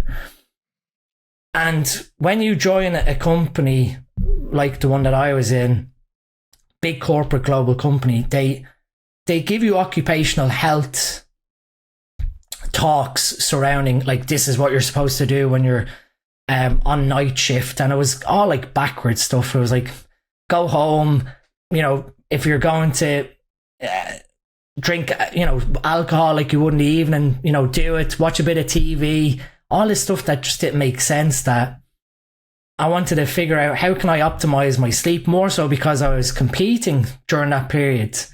So I was thinking in my head, well, if I'm going to do a prep for the Irish national shows and I'm working, you know, a month of day shifts, a month of night shifts, I need to be on top of my game mentally with how demanding my career was, but also I had to be on top of my physical recovery so that I was not experiencing any roadblocks in my prep or fat loss. Mm-hmm. And sleep was then, you know, even me personally, I've tried all of the old school products. That was like one of the very first couple of products I tried personally was like Fade Out, or Ronnie Coleman had Resurrect PM, and like these things had just sedatives basically. Resurrect PM's first formula had Phenibut, and Phenibut is basically phenylated GABA, and it just literally just takes a sledgehammer to your brain and just puts you to sleep. Yeah. But these things that put you asleep don't actually bring you through sleep cycles. So you're unconscious, but you're not actually going through like deep sleep, REM sleep, light sleep phases. Mm-hmm. So I had to sort of look at, how do we fall asleep and how do we stay asleep? To fall asleep, we need to have low levels of dopamine in our brain. So this is sort of where the wired and tired, overstimulated aspect of our brain comes from, where you go to bed and as soon as you lie down, your mind starts thinking about this. And then the hard thing about dopamine is, once you start thought chasing, your brain starts making more and more dopamine and you're getting more and more excited and away from that sleep inertia of bringing you to sleep. If you're that type of person, your sleep onset association is very important. For most people, sleep onset association is your head to the pillow. As soon as you put your head to the pillow, it's sort of telling you subconsciously, it's time for us to go to sleep. But if you start overthinking then these what ifs, or what happened during the day or what's happening tomorrow, your brain is moving away from that association of going to sleep to, actually, I need to plan out what's going to happen tomorrow or worry about what happened today. If that is happening to someone, supplementation might help to some extent, where you take magnesium, preferably magnesium bisglycinate, to help COMT, the enzyme that breaks down your dopamine in your brain. COMT and MAO are the two that break down dopamine. Mm-hmm. So what you're trying to do there is encourage that dopamine to be cleared out of the brain. But if your psychology is encouraging dopamine, you're not going to override it. So if you are that type of person, the best thing you can do is leave your bedroom, go to your kitchen, go to your study, go somewhere and brain dump, write down absolutely everything that comes into your mind onto a piece of paper. And by writing it down mentally, you are clearing that thought from your subconsciousness, that as well you're able to then see what is worrying you and where you can create strategies based on what's going around your brain, rather than thinking in a cyclical fashion of all these thoughts when you're just lying in bed. Okay. By doing that brain dumping, you're psychologically setting yourself up for sleep, but you're not doing anything biochemically as such, but you're helping get rid of some of that dopamine that would be there, where you're just clearing your thoughts, journaling, meditation. You're just allowing these random thoughts that are coming into your head that are disturbing your sleep onset, by just getting it down on paper. And you can go, right, in the morning time, I will look at this and I'll deal with what problems are on it. Mm-hmm. It's time to go to bed. The other thing then to fall asleep is high serotonin, which was the 5-HTP. Serotonin makes us feel content, but also makes us feel quite lazy, and which can help feed into that relaxed brain environment to fall asleep. Mm-hmm. So 5-HTP mixed with vitamin B6 or pyridoxine 5-phosphate, if you want to go to the active form, you're encouraging that 5-HTP to be converted to serotonin. And what I noticed when I looked into it was your serotonin that you create in your brain is actually what creates the melatonin that keeps you asleep. Mm-hmm. So when we're looking at sunlight exposure during the day to help increase melatonin levels in our pineal gland from the sunlight, that melatonin is used to tell our brains from a circadian rhythm perspective, it's nighttime, get ready to go to bed. What keeps you asleep is that conversion of the serotonin to melatonin. And if you wake up in the middle of the night, it's more than likely that you've ran out of serotonin conversion to melatonin. Your brain's decided, okay, time to come out of sleep process. And that's where historically, like even anecdotally, people use carbohydrate-based meals before bed to help with tryptophan going into the brain to create serotonin, to create melatonin to keep you asleep. And that's where melatonin as a supplement is useless, because the half-life is about 60 minutes. By the time you get to 4 hours into sleep, the dose of melatonin you took before bed probably got you asleep, but now your brain just isn't doing its own conversion and wakes you up. Do you ever find any benefit to taking L-tryptophan with 5-HTP and magnesium? So L-tryptophan has its own enzyme that converts to 5-HTP, and you've also got what's called the long chain amino acid transporter, the LNAAT, I think it is, that brings tryptophan across your blood-brain barrier into your brain to create serotonin. But that requires insulin, again, this is the carbohydrate-based meal before bed, in order to bring that tryptophan into the brain to then go through that hydroxylation process to serotonin. I've never personally taken tryptophan alongside 5-HTP. In theory, you can. The problem, I guess, with 5-HTP is you have to be very careful not to overdose it, because if you massively increase your serotonin, you probably can be at risk of serotonin syndrome the next day, which can be low mood, volatility. It's quite an unpredictable thing that certain people just don't get along with 5-HTP because of that influence on their serotonin.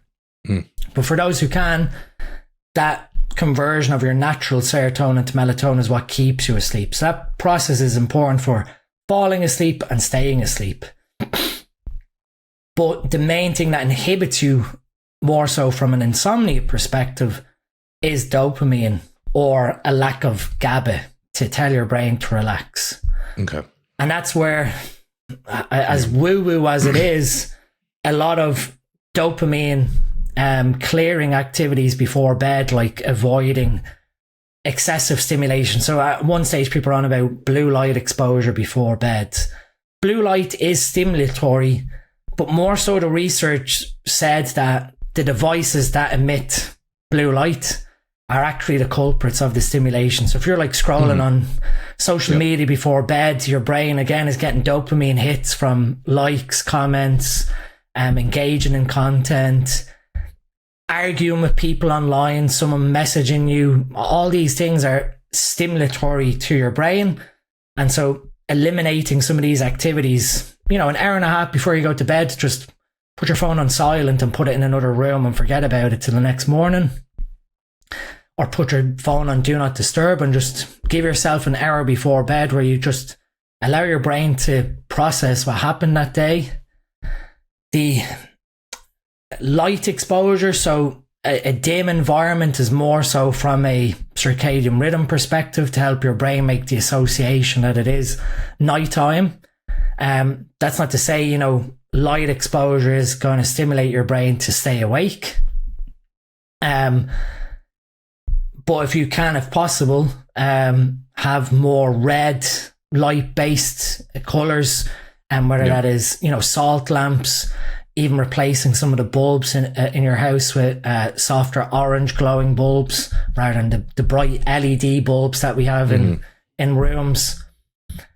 What else can we do from like even an adrenaline perspective? One thing that can happen for a lot of people is they can fall asleep And then 2, 3 a.m., they can have what's called a catecholamine dump, where your body basically just dumps all the stored noradrenaline into your body, which can then cause a surge of adrenaline. Mm-hmm. And that's sort of where you wake up like 2, 3 a.m. wide awake and you're like, I can't get back to sleep again.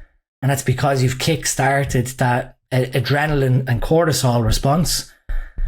Utilizing cold water exposure 2 hours before bed can help from a nervous system perspective use up that nervous energy. So obviously the cold induces thermogenesis, so even shaking to get rid of that nervous energy out can help with that aspect of insomnia if you find that you're waking up at random times in the middle of the night. It can also be a sign of magnesium deficiency, so making sure that you're getting adequate magnesium. I guess like sleep, for most people, sleep problems are either some form of nutrition deficit or some level of cognitive behavior aspect, where sleep hygiene is like cognitive behavioral therapy, where you're trying to figure out what can I do to optimize my neurochemistry so that I'm in a calm, relaxed environment to go to sleep. From an evolutionary perspective with sleep, if your brain is on high alert that someone's going to kill you, you're not going to fall asleep. Like your brain, for us to go to sleep, our brain has to basically think that it's in its most safest position, that it's allowing you to enter that vulnerable state of sleep. And if there's any sort of underlying subconscious alert, your brain is not going to allow you to fall asleep. And quite often when people are dieting hard and they're finding it hard to fall asleep at night, it can be because of blood glucose regulation, where your body's saying, well, if you go to sleep, your blood glucose is going to drop. So I'm just going to keep you awake in case something like that happens in your sleep. So we have to view everything when we're approaching bedtime. How safe is our brain perceiving our environment? And again, it can be something as simple as if someone's worried about the neighborhood they live in, can offset subconsciously how they fall asleep. If they don't feel safe in their neighborhood, that can manifest as insomnia, even though perhaps day-to-day psychologically they might accept their environment. When they're trying to go to sleep at night, there's some level of underlying subconsciousness of the perceived threat that's stopping them falling asleep. It's a fascinating thing when you delve into sleep, but once I sort of looked at that biochemistry of serotonin, melatonin, nutrition and all those crazy things, it didn't matter whether I went to sleep at 9 a.m. or 9 p.m. I slept the exact same. So I'd sleep like 9 p.m. to 4 a.m. or 9 a.m. to 4 p.m. So whatever way I worked the 12-hour shifts at the time, it didn't really matter. I was able to flip my sleep schedule knowing all these little things. That's amazing. That's freaking insane. Yeah, sleep has always been the most interesting thing to me, and it's something that I've been trying to improve, obviously, for, I don't know, half of my life or so. Well, no, that's actually wrong. When I was a teenager, I used to wake up in the middle of the night so I could sneak to the office room, hack into the computer, and play RuneScape and watch anime, so that's not so true.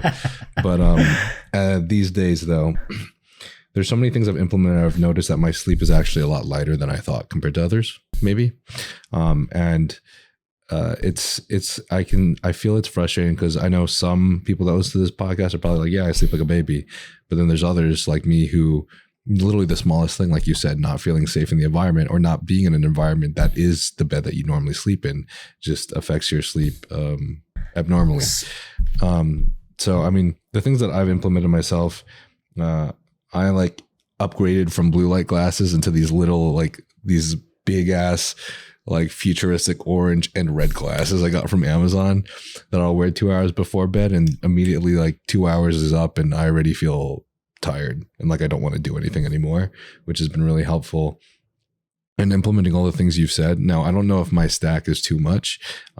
Potentially maybe. I've done a little bit of trial and error to figure out what works for me, but mine is, of course, not using melatonin, but I have I don't know if it's 750 milligrams of GABA. the 200 milligrams of 5-HTP, magnesium is glycinate, and then, or actually it might just be magnesium glycinate. Do you think there's a big difference between those two? There isn't. It's just a percentage of magnesium. That's the difference. Okay. One has one glycine, the other has two, and the percentage varies then of the what's important is the actual elemental magnesium. So like magnesium bisglycinate is 10% magnesium. So the total dose you're taking, you're getting 10% magnesium. Gotcha. Okay. So yeah, some collagen, and then basically the GABA, magnesium, glycinate.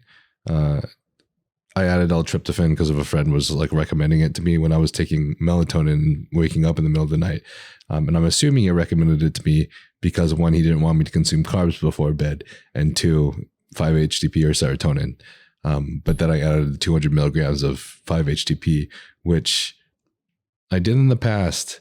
I did never feel like it really helped so much. And now that I realized that I have been waking up in the middle of the night, what the purpose was not to help me fall asleep or for the sleep latency, but it was actually keeping me asleep. And now I realize that 200 milligrams of 5-HTP has made all the difference, which is fucking amazing. I feel so much better. So I thank you for that, by the way.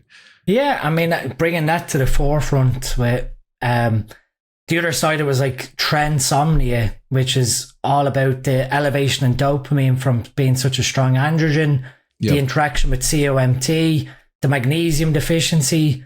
You know, prior to delving into all these things with sleep, I remember in my early years before I got really interested in all this deep biochemistry, you'd wake up at 2-3 a.m. in the morning and go, right, just do my cardio because I'm not going back to sleep, because of that aspect. And then around like 2016, 2017, when I got really interested into deep biochemistry and all this, it was that prep, aside from, you know, as I gotten older, all these little tips and tricks you learn. 2017, I used to sleep like a baby. It didn't matter what was going on. And that really showed me how powerful that underlying biochemistry of getting your body to do the work, basically, instead of phenibut, which basically just knocks your brain out, like I said. So, and that's where guys fall into the trap of taking, you know, barbiturates or even sleep medications and end up with a mild addiction to them because Xanax, that they never really delve into getting their body to do the work itself. And that was what fascinated me with functional medicine around 2016, 2017 was when I went down a deep rabbit hole of I've learned all this stuff about drug design, biological processes, but really I've never really thought about, well, what is the root cause of a certain problem? And sleep was the first one where I really went in deep on it. Right. The other thing, like if you've got light sleep, like what we talked about with genetics, when I looked at my genetics, I have something not right with the ADA gene, which is your adenosine gene. And so I can't remember what exact polymorphism it is, but basically it makes me susceptible to having very light sleep. So perhaps one of the ways you get around that is by using something like silicone earplugs, where you basically just mold something inside your ear canal and you cannot hear a thing. But when you're a dad and you've got a family, you can't just put this thing in and go, right, see you later, I'll see you in the morning when I wake up. You know, you've got kids who are crying out for you in the middle of the night that you have to be on alert if something goes wrong. But silicone earplugs make a big difference to the level of sleep quality you get, because you don't have that disturbance of any small noise. And again, your brain is looking for, when you're asleep, your brain is still looking for threats that a small noise, you will get woken up, provided you're not in complete heavy deep sleep. That noise disturbance, it could be something tiny going on in your environment that just wakes you up because you're a light sleeper. So silicone earplugs are very cheap. You get them, I don't know, here you can get like a pack of 8 silicone earplugs for about £4 British pounds. So you probably get them on Amazon for a few dollars. They're invaluable. Another thing, I guess, is I said it long ago, is clock watching. So make sure that you've got no visible clocks in your room. Something as simple as stopping yourself looking at a digital clock or your watch during the night will ensure that psychologically, again, you're not counting away your hours of sleep. And I remember, when I was younger, before I put all these little hacks in, you'd be working your shifts and you'd wake up at 3 a.m. knowing that you have to get up at 5 a.m. or 4:30 a.m. So you're only getting another hour and a half of sleep. And psychologically, seeing that time, you're sort of thinking, what's the point in going back to sleep? Or I've only got another hour of sleep. And that, again, can stop you going back to sleep properly. So clock watching, stopping yourself looking at any visible clocks or any visible LEDs in the room, that light pollution, to speak, is another useful strategy to avoid sleep disturbances. And then something like even caffeine, stimulants. We can completely underestimate our stimulant usage, where you don't realize, again, from a genetic perspective, that you could have slow metabolism of caffeine. So that when you have a coffee or a pre-workout beyond 2 p.m, 3 p.m, you've still got a considerable chunk of caffeine in your system when you're trying to sleep, which again is stimulating your brain, blocking those adenosine receptors that would cause the sleep pressure. That you create some level of rule that your caffeine exposure, that you have a cutoff point where it's 12 p.m, 1 p.m, and you don't play into like any silly games of having pre-workouts after work, trying to find some way of, if you are fatigued mentally, try and figure out some way of addressing that fatigue, which could be dehydration from not drinking enough or not getting enough electrolytes during your work day that's having you fatigued, or having a 15-20 minute nap before you go train in the evening to try and offset some of that tiredness, rather than reach for something that is completely overstimulating, that is going to mess up your sleep that night, and then your recovery for the next day's training is impacted. So before we go to the Q&A, going off of what you were mentioning about Tren driving up dopamine and Tren insomnia, but I think this is going to be going down a little bit of a rabbit hole, so I know we don't have to really go too in depth about it, but I was curious. I've heard a lot of different perspectives. I think what I believe from the guests I've discussed is I feel that there is no perfect compound, or there is no best compound necessarily for the general population. But what is best is the one that you can use the longest with the least side effects and the least detrimental effects to your health. For me, that's Test and Primo. That's my combo. Some people I know have a lot of different, I think, non-testosterone compounds that they like to use. But I was wondering what your perspective is on some of these compounds, if there's any few that you find tend to be the most optimal for most, or yield the least side effects. From my understanding, I know I used to like NPP at one point, but I understand that can cause some anxiety in some people. I don't really understand why, because if the prolactin is managed, if these hormones seem in balance, I don't know why those 19-nors still seem to cause these side effects.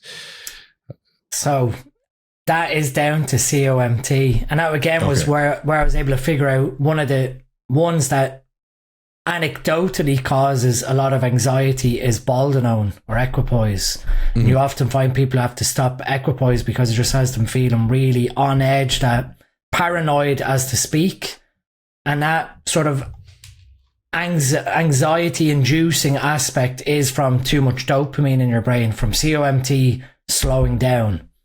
So when we've got too much dopamine in our brain, it can lead to almost nervous anxiety, where your brain is perceiving threats that aren't there. Obviously, we have two systems to our brain, one that is very primitive and then one that is quite cognitive.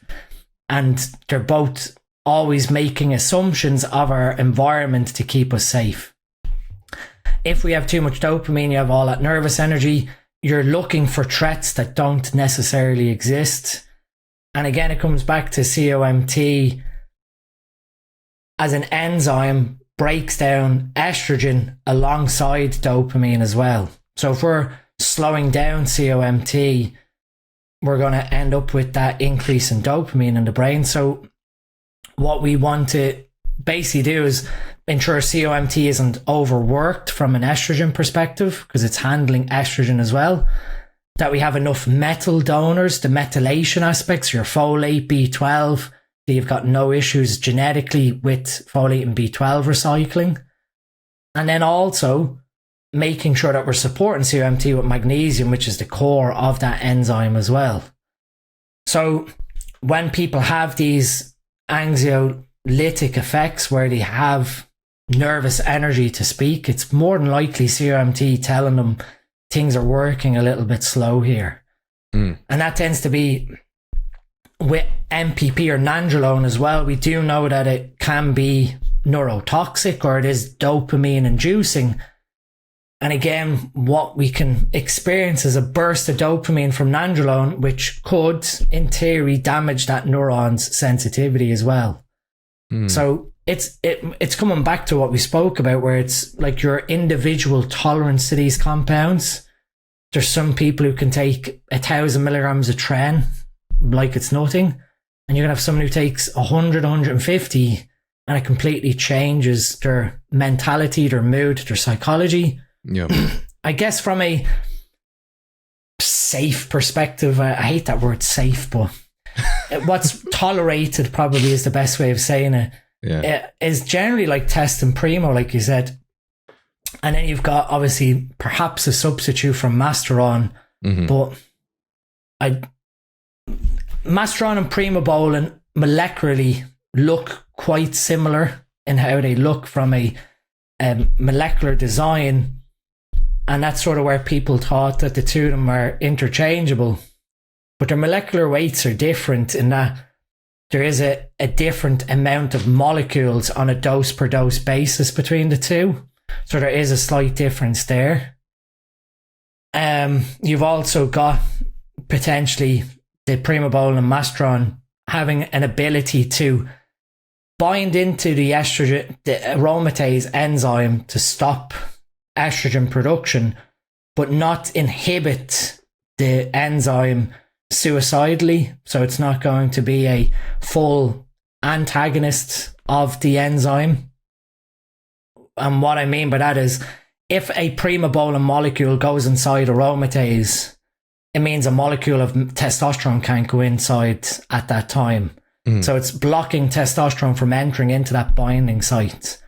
And that can lead to a lower estradiol level because of your competitively blocking off testosterone, which for certain people could be a negative thing, or it could be a positive if you have an overexpression of aromatase. So again, it comes back to, from a personal perspective, how well you tolerate the compounds, and then being in tune with yourself. If certain people have issues from a mood stability with Tren or nandrolone as a 19-nor perspective from the brain chemistry aspect, that they almost ignore it just for the sake of how well these compounds work from a strength perspective, cortisol lowering, the anti-catabolic effects, everything sort of from a positive physique perspective, but mentally they end up turning into an asshole, that they don't want to stop using it because they've effectively chose to accept that side effect of the compound.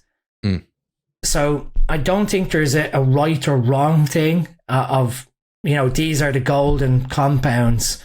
I mean, even the older I've gotten, I wouldn't say more cautious, but the more scientific I've come at it, even towards the usage of Tren, to speak. And I mean, Steve done the calculations along with me of like what was the most effective Trenbolone dose, and when he worked it out to be 25 milligrams, it wasn't too far off what I took a chance when I last competed and done 10 milligrams on my training days. So that was 4 training days a week, 10 milligrams 90 minutes before training. So 40 milligrams total per week, that you're telling someone this very low number and they're calling BS. And the pictures of my physique, Sean, what the result was that there was no need to go to what anecdotally would have been, classic dosages of 100, 200, 300 milligrams. Yeah. I think because, at this point, I do feel like we're kind of just fighting that very, very tiny, small population that doesn't quite remain open-minded about the subject or open to education, new knowledge. But I think there is this old perception that that massively crazy fullness, where your muscles are bulging and the veins are popping and everything is like the ultimate goal, and how pros should look. However, I kind of, from my discussions with some top coaches like Stefan Kienzel and Vitor and even other very accomplished creators in the space, that it's not necessarily true and differs per person. Because when you go on stage, sometimes if you're titrating these things up to a level of fullness that's so incredible, this will take away from your detail at a certain point. And for some people, that's kind of detrimental to their placing. I think for me, maybe for Samson, for example, who had to lower his doses a lot for Olympia, also lower his carbohydrate intake and his nutrient intake a lot. Now he's coming in as detailed, and now he's Mr. Olympia. And I'm sure he's going to continue doing that with his wife as his coach. So I think people need to realize, like, this depends on the person, how high you want to titrate up those doses. And then also, like we've all discussed, there's a lot of other compounds, a lot of other hardening compounds that you can utilize to get there without having to utilize Tren. Yeah. You can just use Tren for the anti-catabolic effect and the that is cortisol decrease. Pretty much nailed it. I mean, last year when I went back to settle that what if, pretty much the first 8 to 10 weeks was TRT with 300 milligrams Primobolan, and that was it. And then you're and people are looking and they're going, is that it? And you're going, well, yes, that's it. And you're, from a physique perspective, obviously I compete in classic bodybuilding. I didn't need to retain 100 plus kilos or 230 240 pounds of muscle tissue.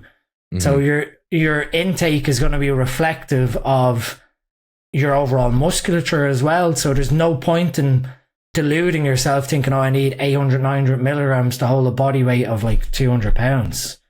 So that also has to be taken into consideration, that even in hindsight, when I thought about it, I was like, well, the 300 milligram number was not picked arbitrarily to speak. The way I viewed it was, if 125, like TRT, is having my testosterone triple where it would sit naturally, so my natural level is very, very low prior to going on TRT, that if that is triple the level, and if I sort of equate 125 test to 125 Primobolan, even though this is a very basic assumption without getting very technical, when I go to 300 milligrams, that's nearly 9 times the amount of androgen molecules as the TRT to speak.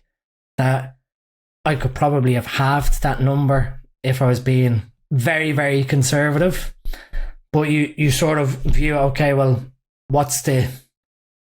where am I, from a risk perspective, going to tolerate putting this number?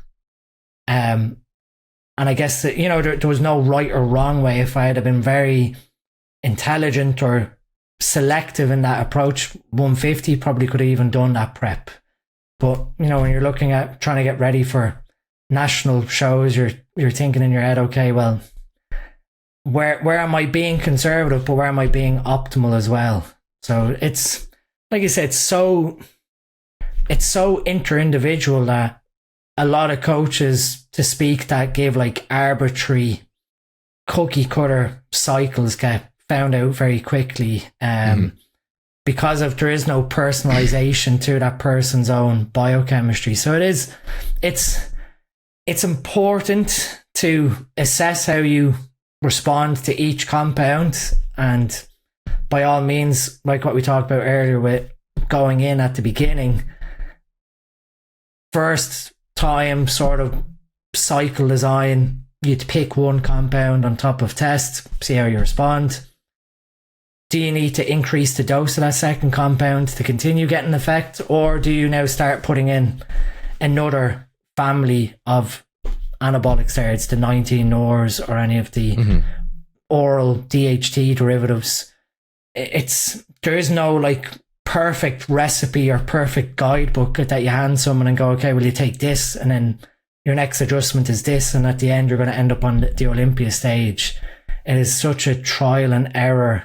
And I guess that goes back to like what I said about existing medicine being a trial and see approach that we don't have yet. And I guess again, this is back to genetics. If you know your drug metabolism, genetics and everything else in the future, with how advanced AI is becoming, it could tell you, well, here's your perfect anabolic stack based on all these genetic markers that I've assessed for you and blood work. And you then have a head start where you're not doing any of this guesswork to speak, or the figuring out, which is some of the fun of the journey of figuring out what works for you versus someone else. That would you want like a blueprint handed to you of this is how you optimize your genetics straight out the gate? I think learning the lessons is a lot more fun, I think. Yeah. I think getting that genetics tested too, and just figuring out like, holy shit, like these things that I felt for like the last 5 to 10 years are true according to my genetics, or at least the percentage of possibility. It feels freaking good. It's pretty cool. It honestly. is. I wanted to ask you a lot about gut health and hair loss and some other things, but yeah, I think if you're okay with it, let's just jump to the Q&A, because I want to make sure that my audience gets enough of their questions asked. Yeah, let's delve into it.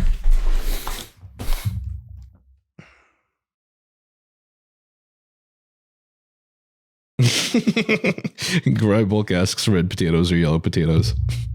Red potatoes or yellow potatoes? Jeez.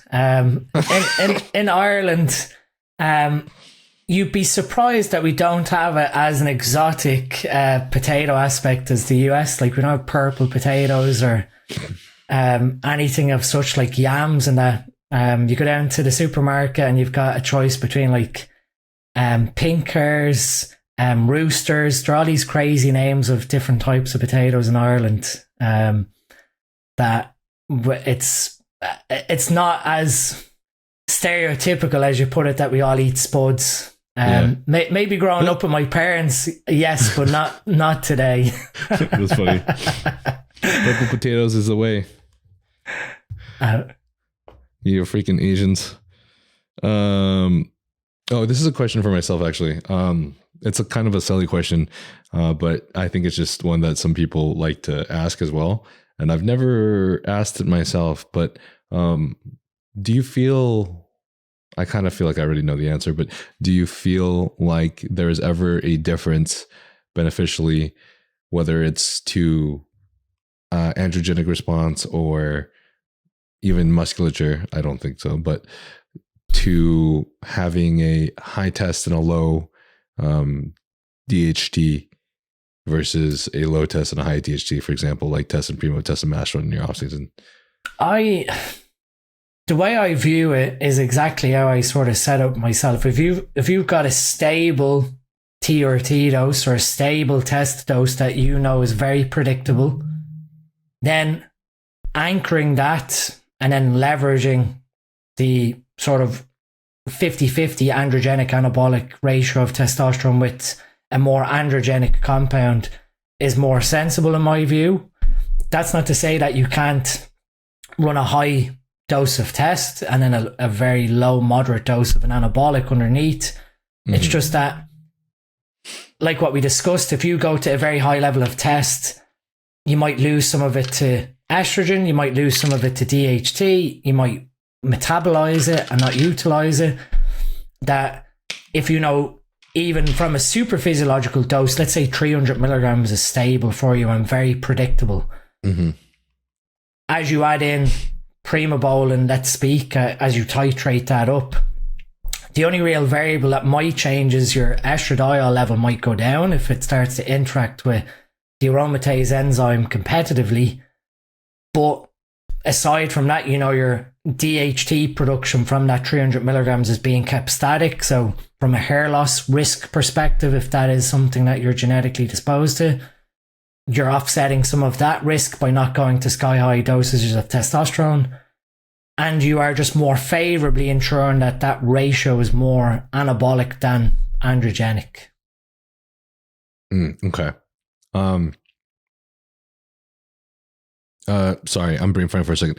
Which ratio is more anabolic than androgenic? So if you went to a more anabolic than a 50-50 split of anabolic to androgenic. So if you went to 1,000 milligrams of testosterone, Nona, in theory, it's 50-50, both androgenic and anabolic. And then you're adding in a low dose of Primobolan on top. You're still at a very high percentage of androgenic to anabolic in the makeup of that cycle. Whereas if you've got 300 milligrams of testosterone at 50-50, and then maybe you add in 600, 700 milligrams of Primobolan, you've pushed that ratio of the anabolic side of the equation much higher. Okay. Yeah, So- that's the knowledge that I had about it too. However, I was always unsure whether or not there would be a big difference, because I know that most of the people that the ratio that most people pick for themselves is normally determined based off of what their estrogen level lands at, right? From aromatase. And I think that's one of the problems that I have, is that I've always wanted to try titrating up my Primo and keeping my test at a lower dose. But my issue is I always have to have my test around 100 above my Primo, which makes that impossible for me. Otherwise, my estrogen gets to like 20, or below in US units. And that's that potential competitive blocking. And I guess it really then comes down to what side effects you get from that low estrogen as well. And the only way of getting estrogen up is to put in something that aromatizes, which is testosterone. So that's why I said, if you go with a stable anchor of testosterone and you start titrating more Primobolan, one of the risks is low estrogen. And that of itself can bring side effects like hair loss, because you need to have a balanced ratio of testosterone, estrogen, and DHT for hair follicle health.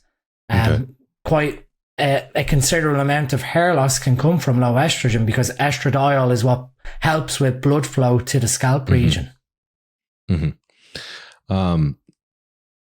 So I like to use me as an example, because there's a lot of people I know that are in my position. Obviously, it's the easiest example for me to use. But in terms of if, say that I wanted to test that out, increase my DHT, lower my testosterone, the thing is, what I do, and I know what a lot of younger guys do too, is I inject every day. And that's always been very stable for me, and it's always felt really, really, really good for me. Now, I wouldn't really want to add anything on top of the test, unless I decided to take HCG for a reason. But would you ever recommend, is this ever a place that you would recommend something like a less frequent dosing, such as two times a week? Do you think that would ever help that situation?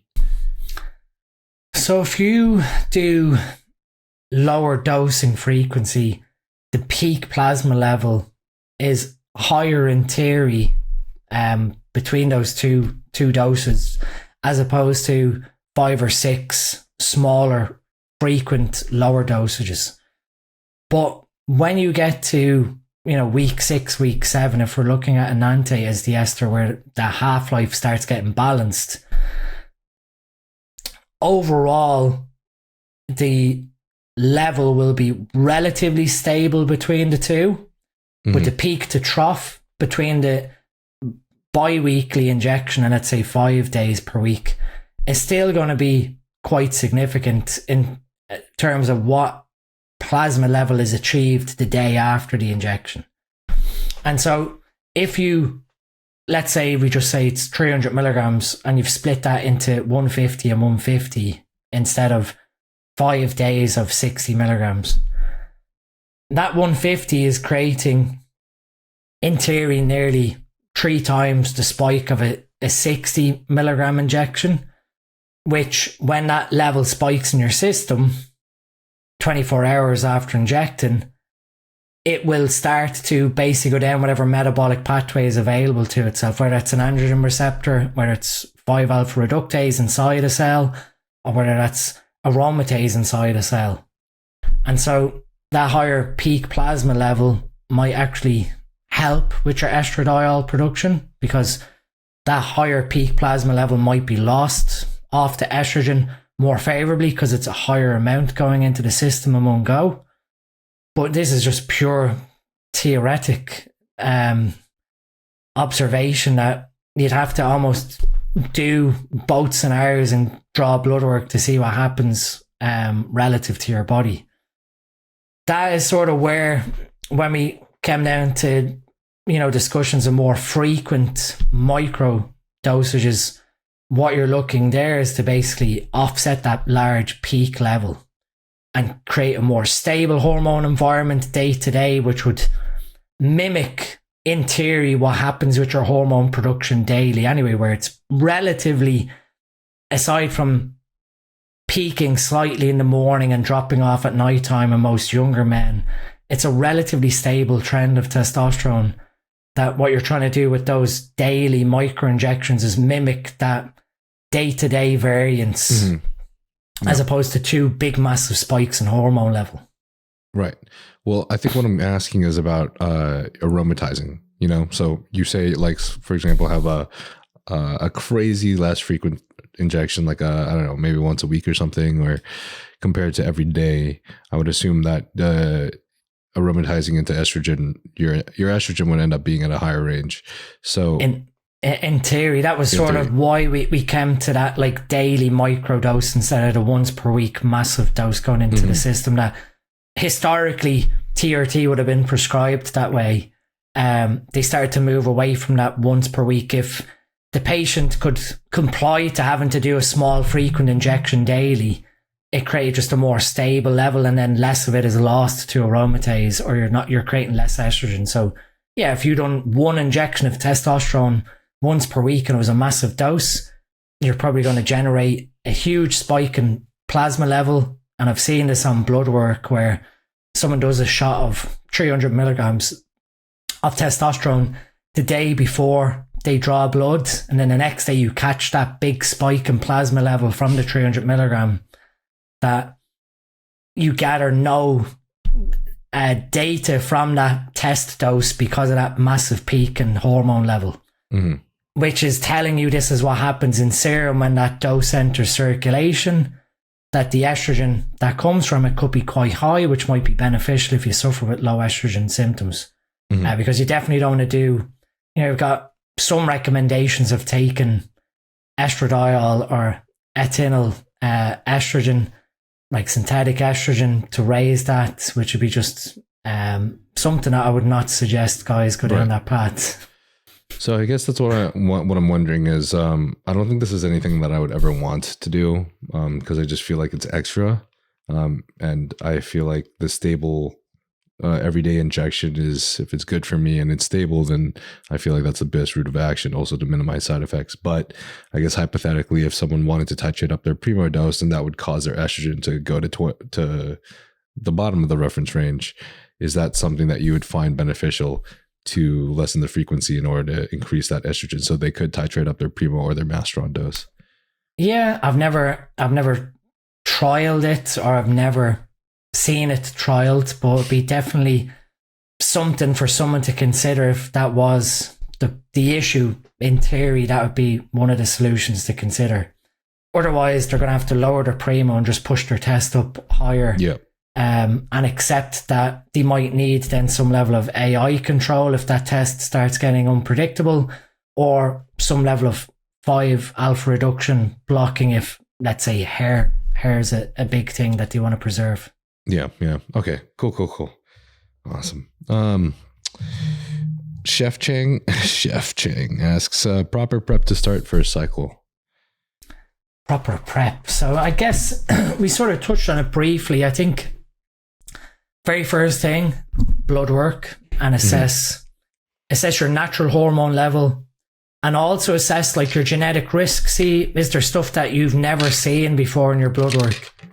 For all that person knows, they could have iron metabolism problems, they could have hemochromatosis that's never been caught or diagnosed. And now if they start taking testosterone, they're blocking their body's ability to break down iron even more so. So they're setting themselves up for even more disease risk. So doing that first set of bloods up front lets them see where to make that educated guess with their first cycle dose. See what health detriments are already present naturally. Is their current diet maybe not the most correct, or could do with some modifications to see some benefits to the blood work, and then carrying that into the cycle? It's really probably the most important part, aside from like going and even sourcing anything or supplements or whatever else.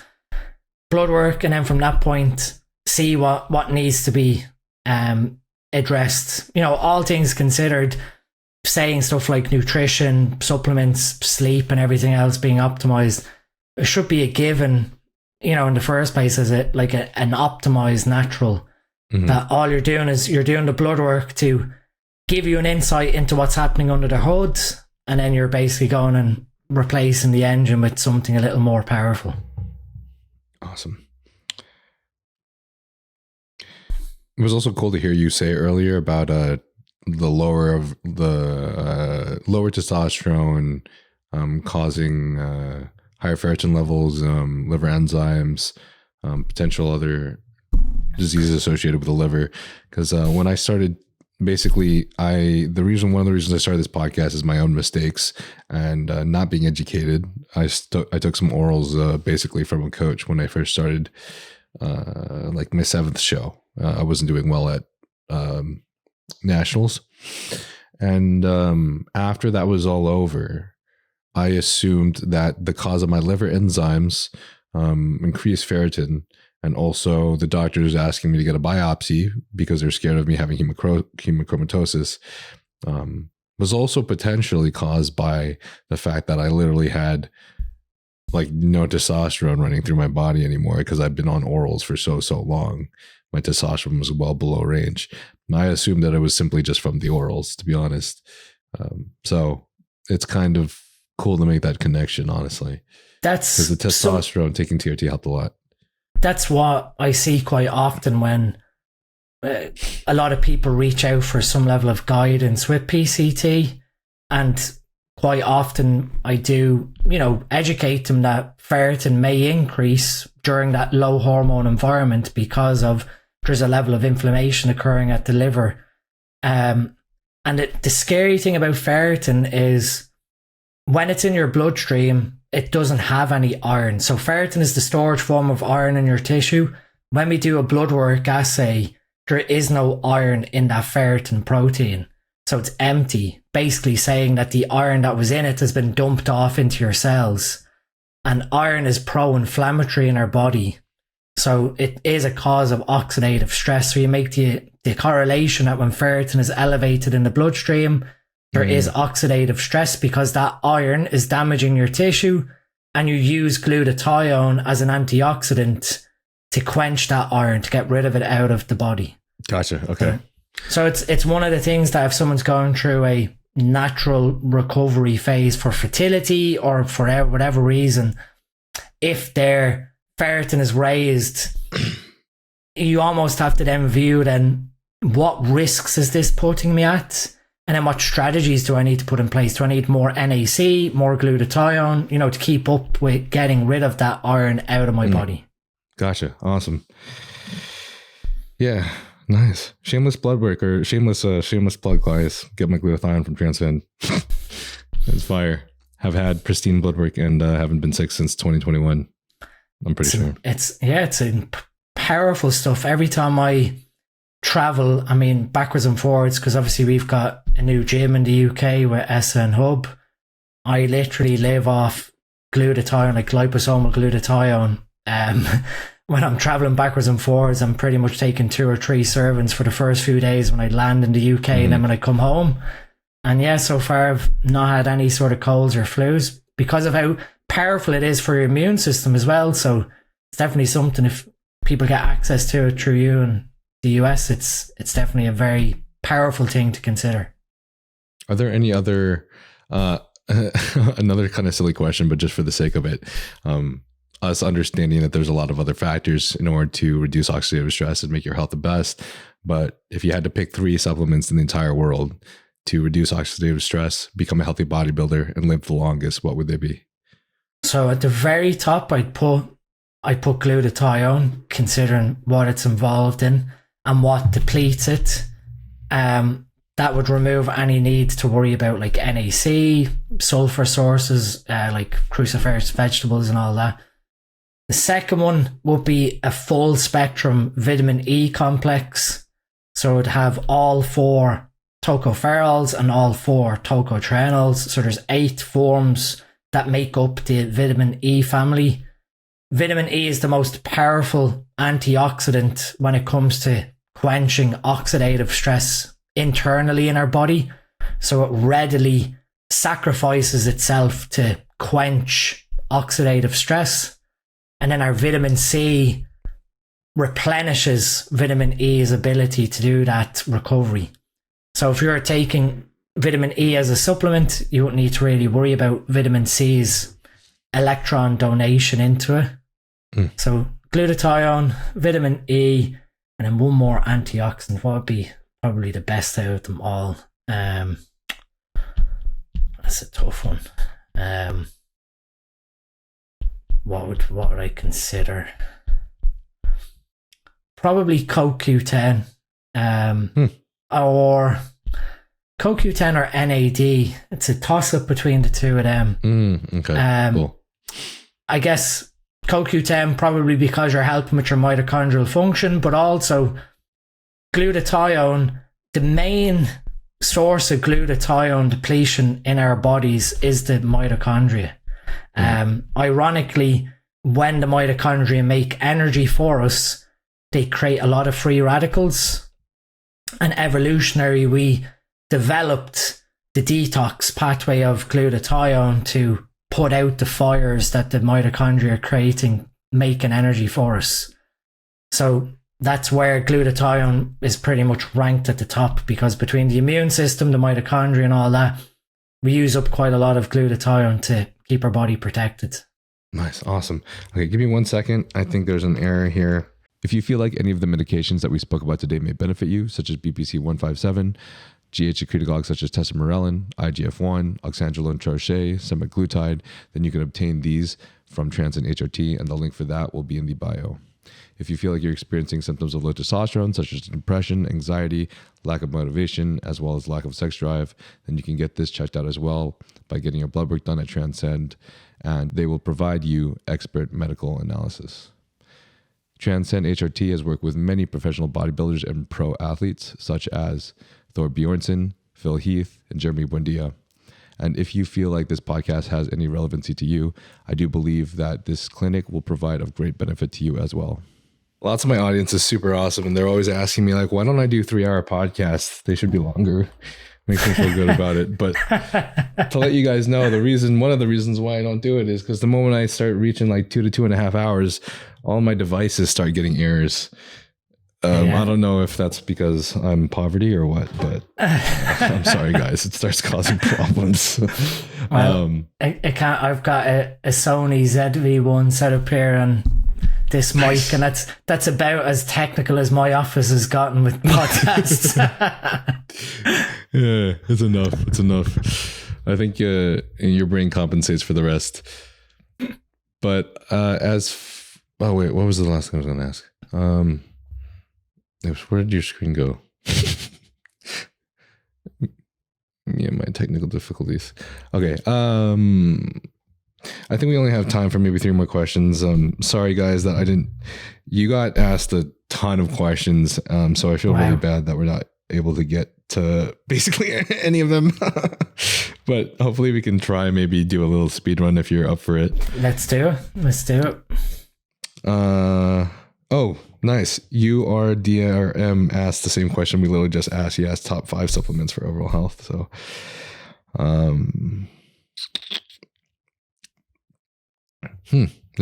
Jonas Sadef asks, when should you use aspirin on EQ? Feels wrong to do it before checking blood work. Yeah, I mean, so aspirin works to inhibit platelet adhesion, so it stops platelets from clotting together.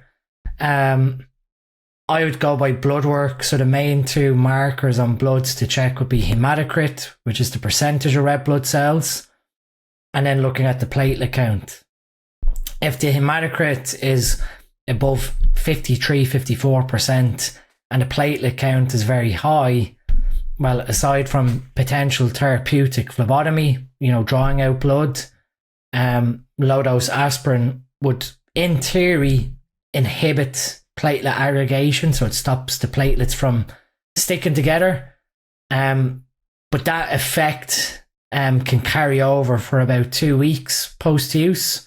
So just bear that in mind. I guess if you're taking EQ, it doesn't matter, but if you had a surgery and you're utilizing aspirin, it could make surgery difficult, because if you had an event where you bled out, your blood wouldn't clot. But on top of that, I don't think you go into a surgery taking EQ anyway, so that's that point muted. But I'd go by blood work. I wouldn't just throw in aspirin from the very start, unless you had maybe some familial risk of stroke. But even then, check your blood work, check your iron level, check your hemoglobin, hematocrit and platelets, and make the decision from that. Awesome. And Josh Tay Reed asks, born with no thyroid, recent test level of 8 to 27. Level of 8, 27 years old. What can I do to make the most of my health? So I'm guessing that level of 8 is probably UK measurements, 8 nanomole, because if it's 8 in US, it's very, very, very low. Yeah. So they've no thyroid is what they said. Mm-hmm. Born without a thyroid. So in that case, then they are going to be hopefully on some level of thyroid medication, whether that's thyroxine, T4, or even a combination of T4 and T3. With their testosterone being at 8, the British Society of Sexual Medicine's guidelines for TRT is a test level below 12, which I think in US measurements might be about 380, 400, and a free testosterone of less than 0.22, which is the very bottom of acceptance for free testosterone. If his free testosterone is more than likely below that cutoff, having a low total number, he might be a candidate for TRT. But the other side of that is, if you've no symptoms of hypogonadism at that test level, it could be optimized for your body. This is where it gets very subjective, in that just because your total level is below that cutoff of 12, if there's no symptoms where there's healthy libido, healthy erectile function, nothing showing in the blood work metabolically, if all of that looks relatively good and there's no symptoms or signs of hypogonadism, they might not need some level of optimization. So I guess the main thing with no thyroid is ensuring that they remain on a stable, steady dose of thyroid medication that hopefully the endocrinologist is keeping an eye on all the time. Because thyroid health is very important towards not only our metabolism, but our mood, our hair, our overall well-being. So it's a very critical hormone that some of the signs of hypogonadism might be overlapping with signs of hypothyroidism. So yeah, it's a very complex one that I'd probably have the discussion with his endocrinologist, because he's probably working with one surrounding his testosterone level and seeing what the opinion is there. But even when we're looking at TRT, someone might have the hormone levels above those cutoffs, but have all the signs and symptoms of androgen deficiency or androgen resistance. That, again, just because you have this golden number of a cutoff of saying, well, if you're above those numbers, your testosterone level is fine, it's so interpersonal that you could have some level of resistance within your body to that testosterone level where your androgen receptors just aren't functional. We know that there is issues with genetics that make the androgen receptor quite non-functional. That just because your testicle can make a lot of testosterone doesn't mean that it's accessible to your body. So again, it's a very individual thing to consider. So I'd probably have his discussion with his endocrinologist and see. Yeah. He might not need everything could be perfect, and he's just looking for reassurance that everything is fine metabolically. Mm-hmm. Yeah, I agree with that. Esqui asks, can a woman maintain stage lean if on all HRT? So if a woman is on HRT, let's say they're on estrogen and progesterone as their main hormone replacement therapies. We'll leave testosterone aside for a second.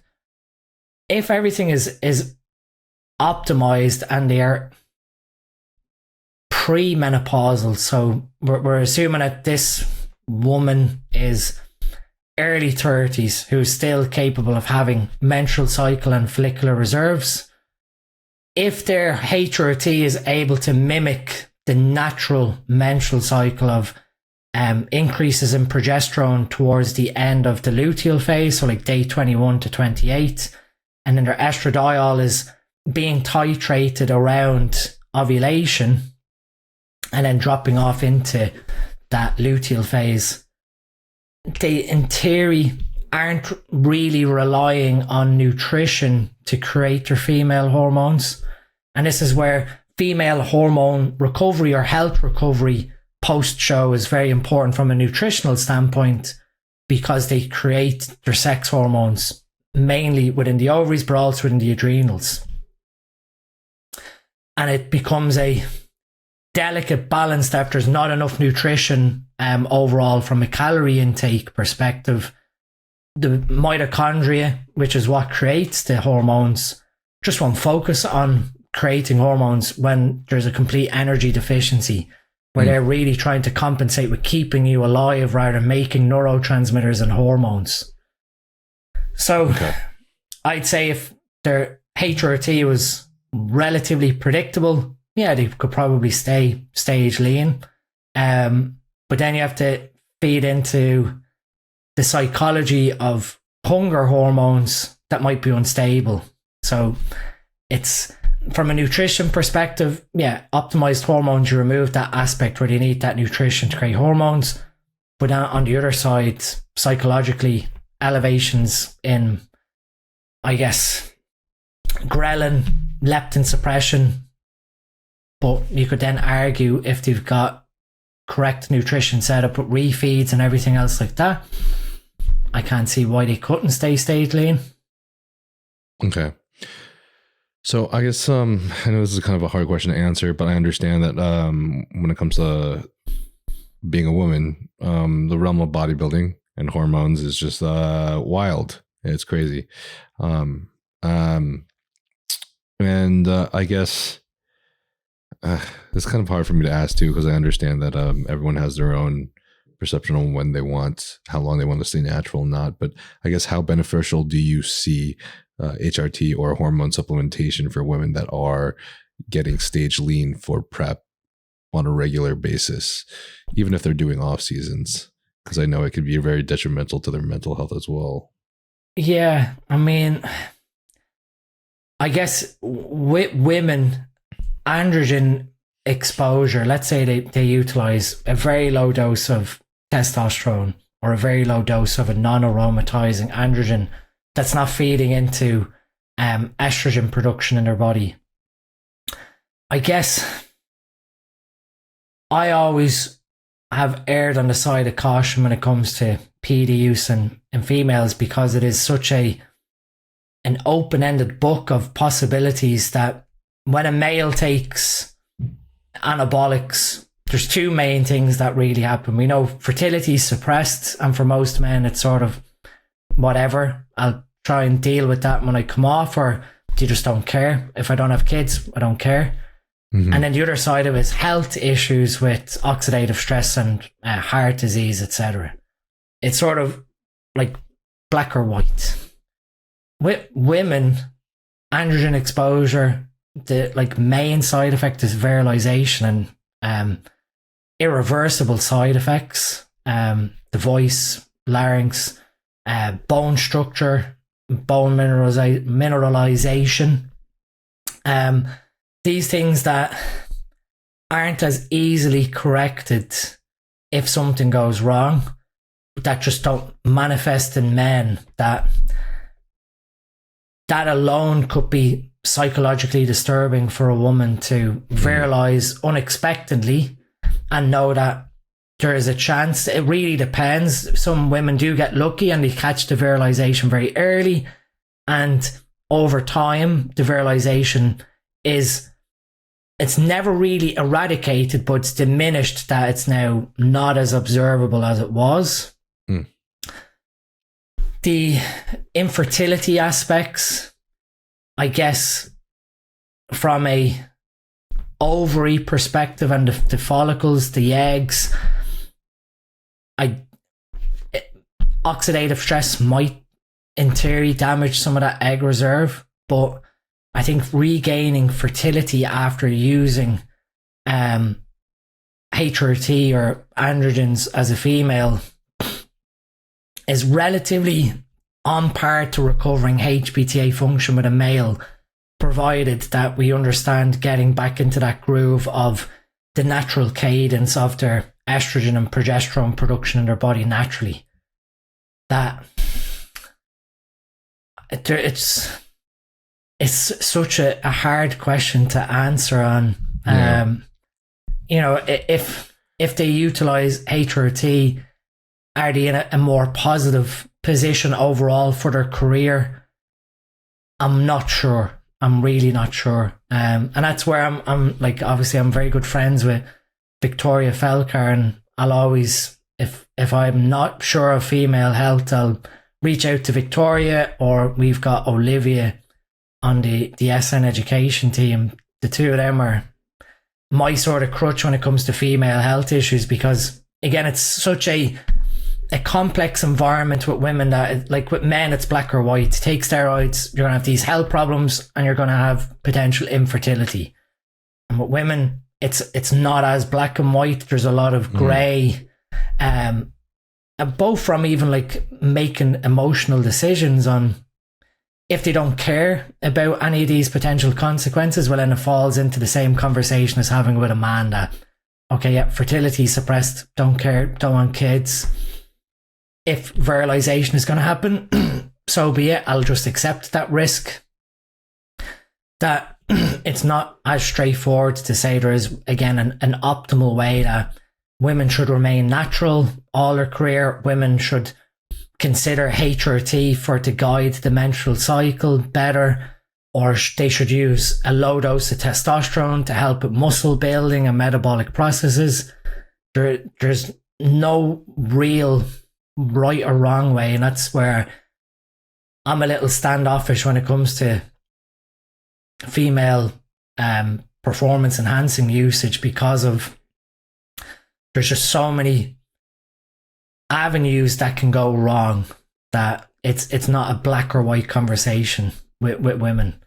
And that's generally where if someone reaches out for any sort of like consultations around this, I'll just put them in touch with Victoria, because she'll do a much better job than me from the nuance to the conversation. Cool. Okay.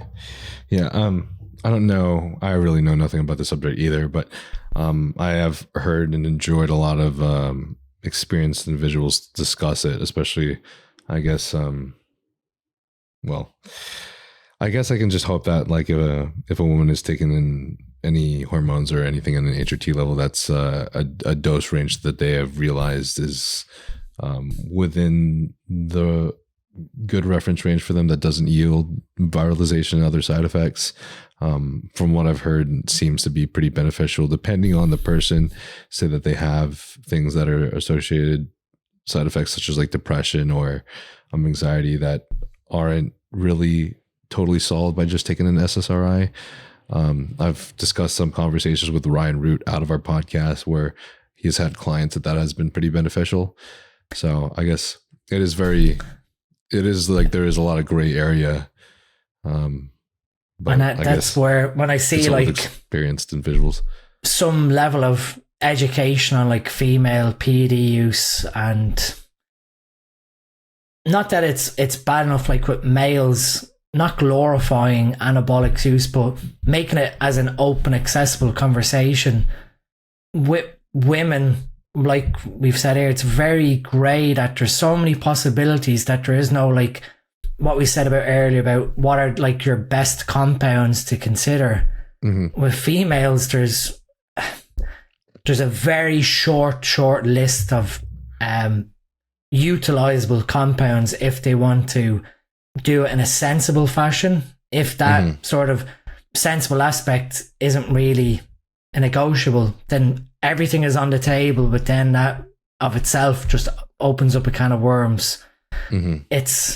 It's just I've tried to stay away from doing like female based education on PEDs because of it. Like you said, for some women, HRT from estrogen, progesterone could be amazing, could yield very positive benefits to moods, to their overall physical health, alongside some testosterone replacement therapy as well. But the dosages are very, and this is where again, TRT aside, for women, those dosages are so inter-individual that it is basically like a trial and error. There can be standardized dosages, but you almost need to understand that females' natural rhythm of hormones by themselves and then try and mimic that with bioidentical replacement. Gotcha. Okay. Last question. We'll just do this one super quick if that's okay. But Boros asks any approaches to combat potential brain degeneration caused by PED use or 19-NORs. Wondering if you would recommend any methods or simply just any peptides and nootropics. Yeah, I guess this is the one side effect of PEDs that I warned about years ago that most were completely unaware of, and that's that those cognitive deficits that can arise from PED use. I guess the main study we have is obviously the change in IQ of the guys who use steroids versus the guys who didn't. But in saying that, when we look at neurodegeneration, there's so many things that play into the decline of our mental health. You can have a decrease in sensitivity to the neurotransmitters. So the neuron's receptor threshold could be too high where you're just not getting the sensitivity to the neurotransmitter you're making, which is where something like a MAO inhibitor or an SSRI to speak, or the other forms like the serotonin dopamine receptor inhibitors, the SDRIs. We have all these classified medications that help to keep the neurotransmitters in our brain, which would help with our neurotransmission. We've peptides, bioregulators. There's research into dihexa, cortigen, Semax, Adamax, Celanc. You've got all these peptides that have potential mechanisms with neurogenesis, which is the creation of neural branches. So you're basically helping with connections between existing neurons. I guess probably the scary fact is once a neuron is damaged, that's it, you can't repair it, and your brain just has to compensate with creating more connections or neural branches between the existing neurons. But we can't necessarily feel when the neurons are getting damaged from the exposure to the anabolics as well. So there's no real cognitive feedback that I am doing damage to my brain at this moment in time. until you're maybe in your 50s, 40s, 50s, when you start having issues with memory, short-term memory loss, forgetting where you put your keys, like silly little things like that, that aside from stress could be a sign of neurodegeneration. Brain training is probably another thing to do where we completely overlook aspects of, I know since I left like high school or secondary school, I am terrible at doing maths in my head. As soon as I have to calculate something to take out a calculator, I am atrocious. My engineering degree is completely useless. It comes down to just laziness. Your brain just says, right, the calculator is there, just use the calculator. I found I should probably be doing some level of brain training in that aspect of doing arithmetic in my brain to keep those neurons active.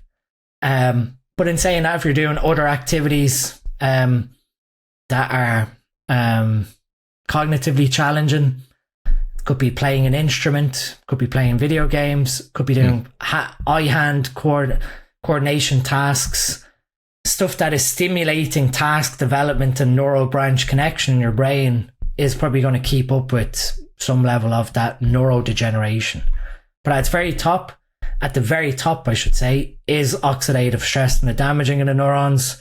The next root cause would be the over-excitation of the neuron, where the neuron is getting damaged from too much neurotransmitter.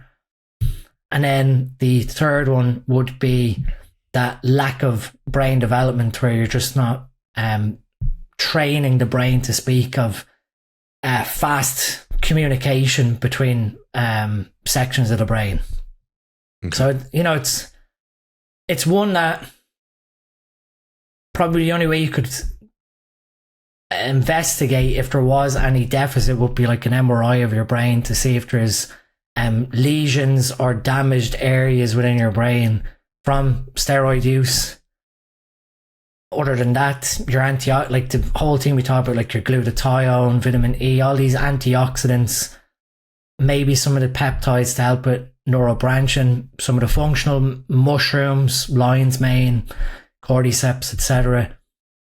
But there's no like standard protocol to offset it, because there's no way of actively figuring out that you're at risk, that you're damaging neurons at that moment in time in your brain.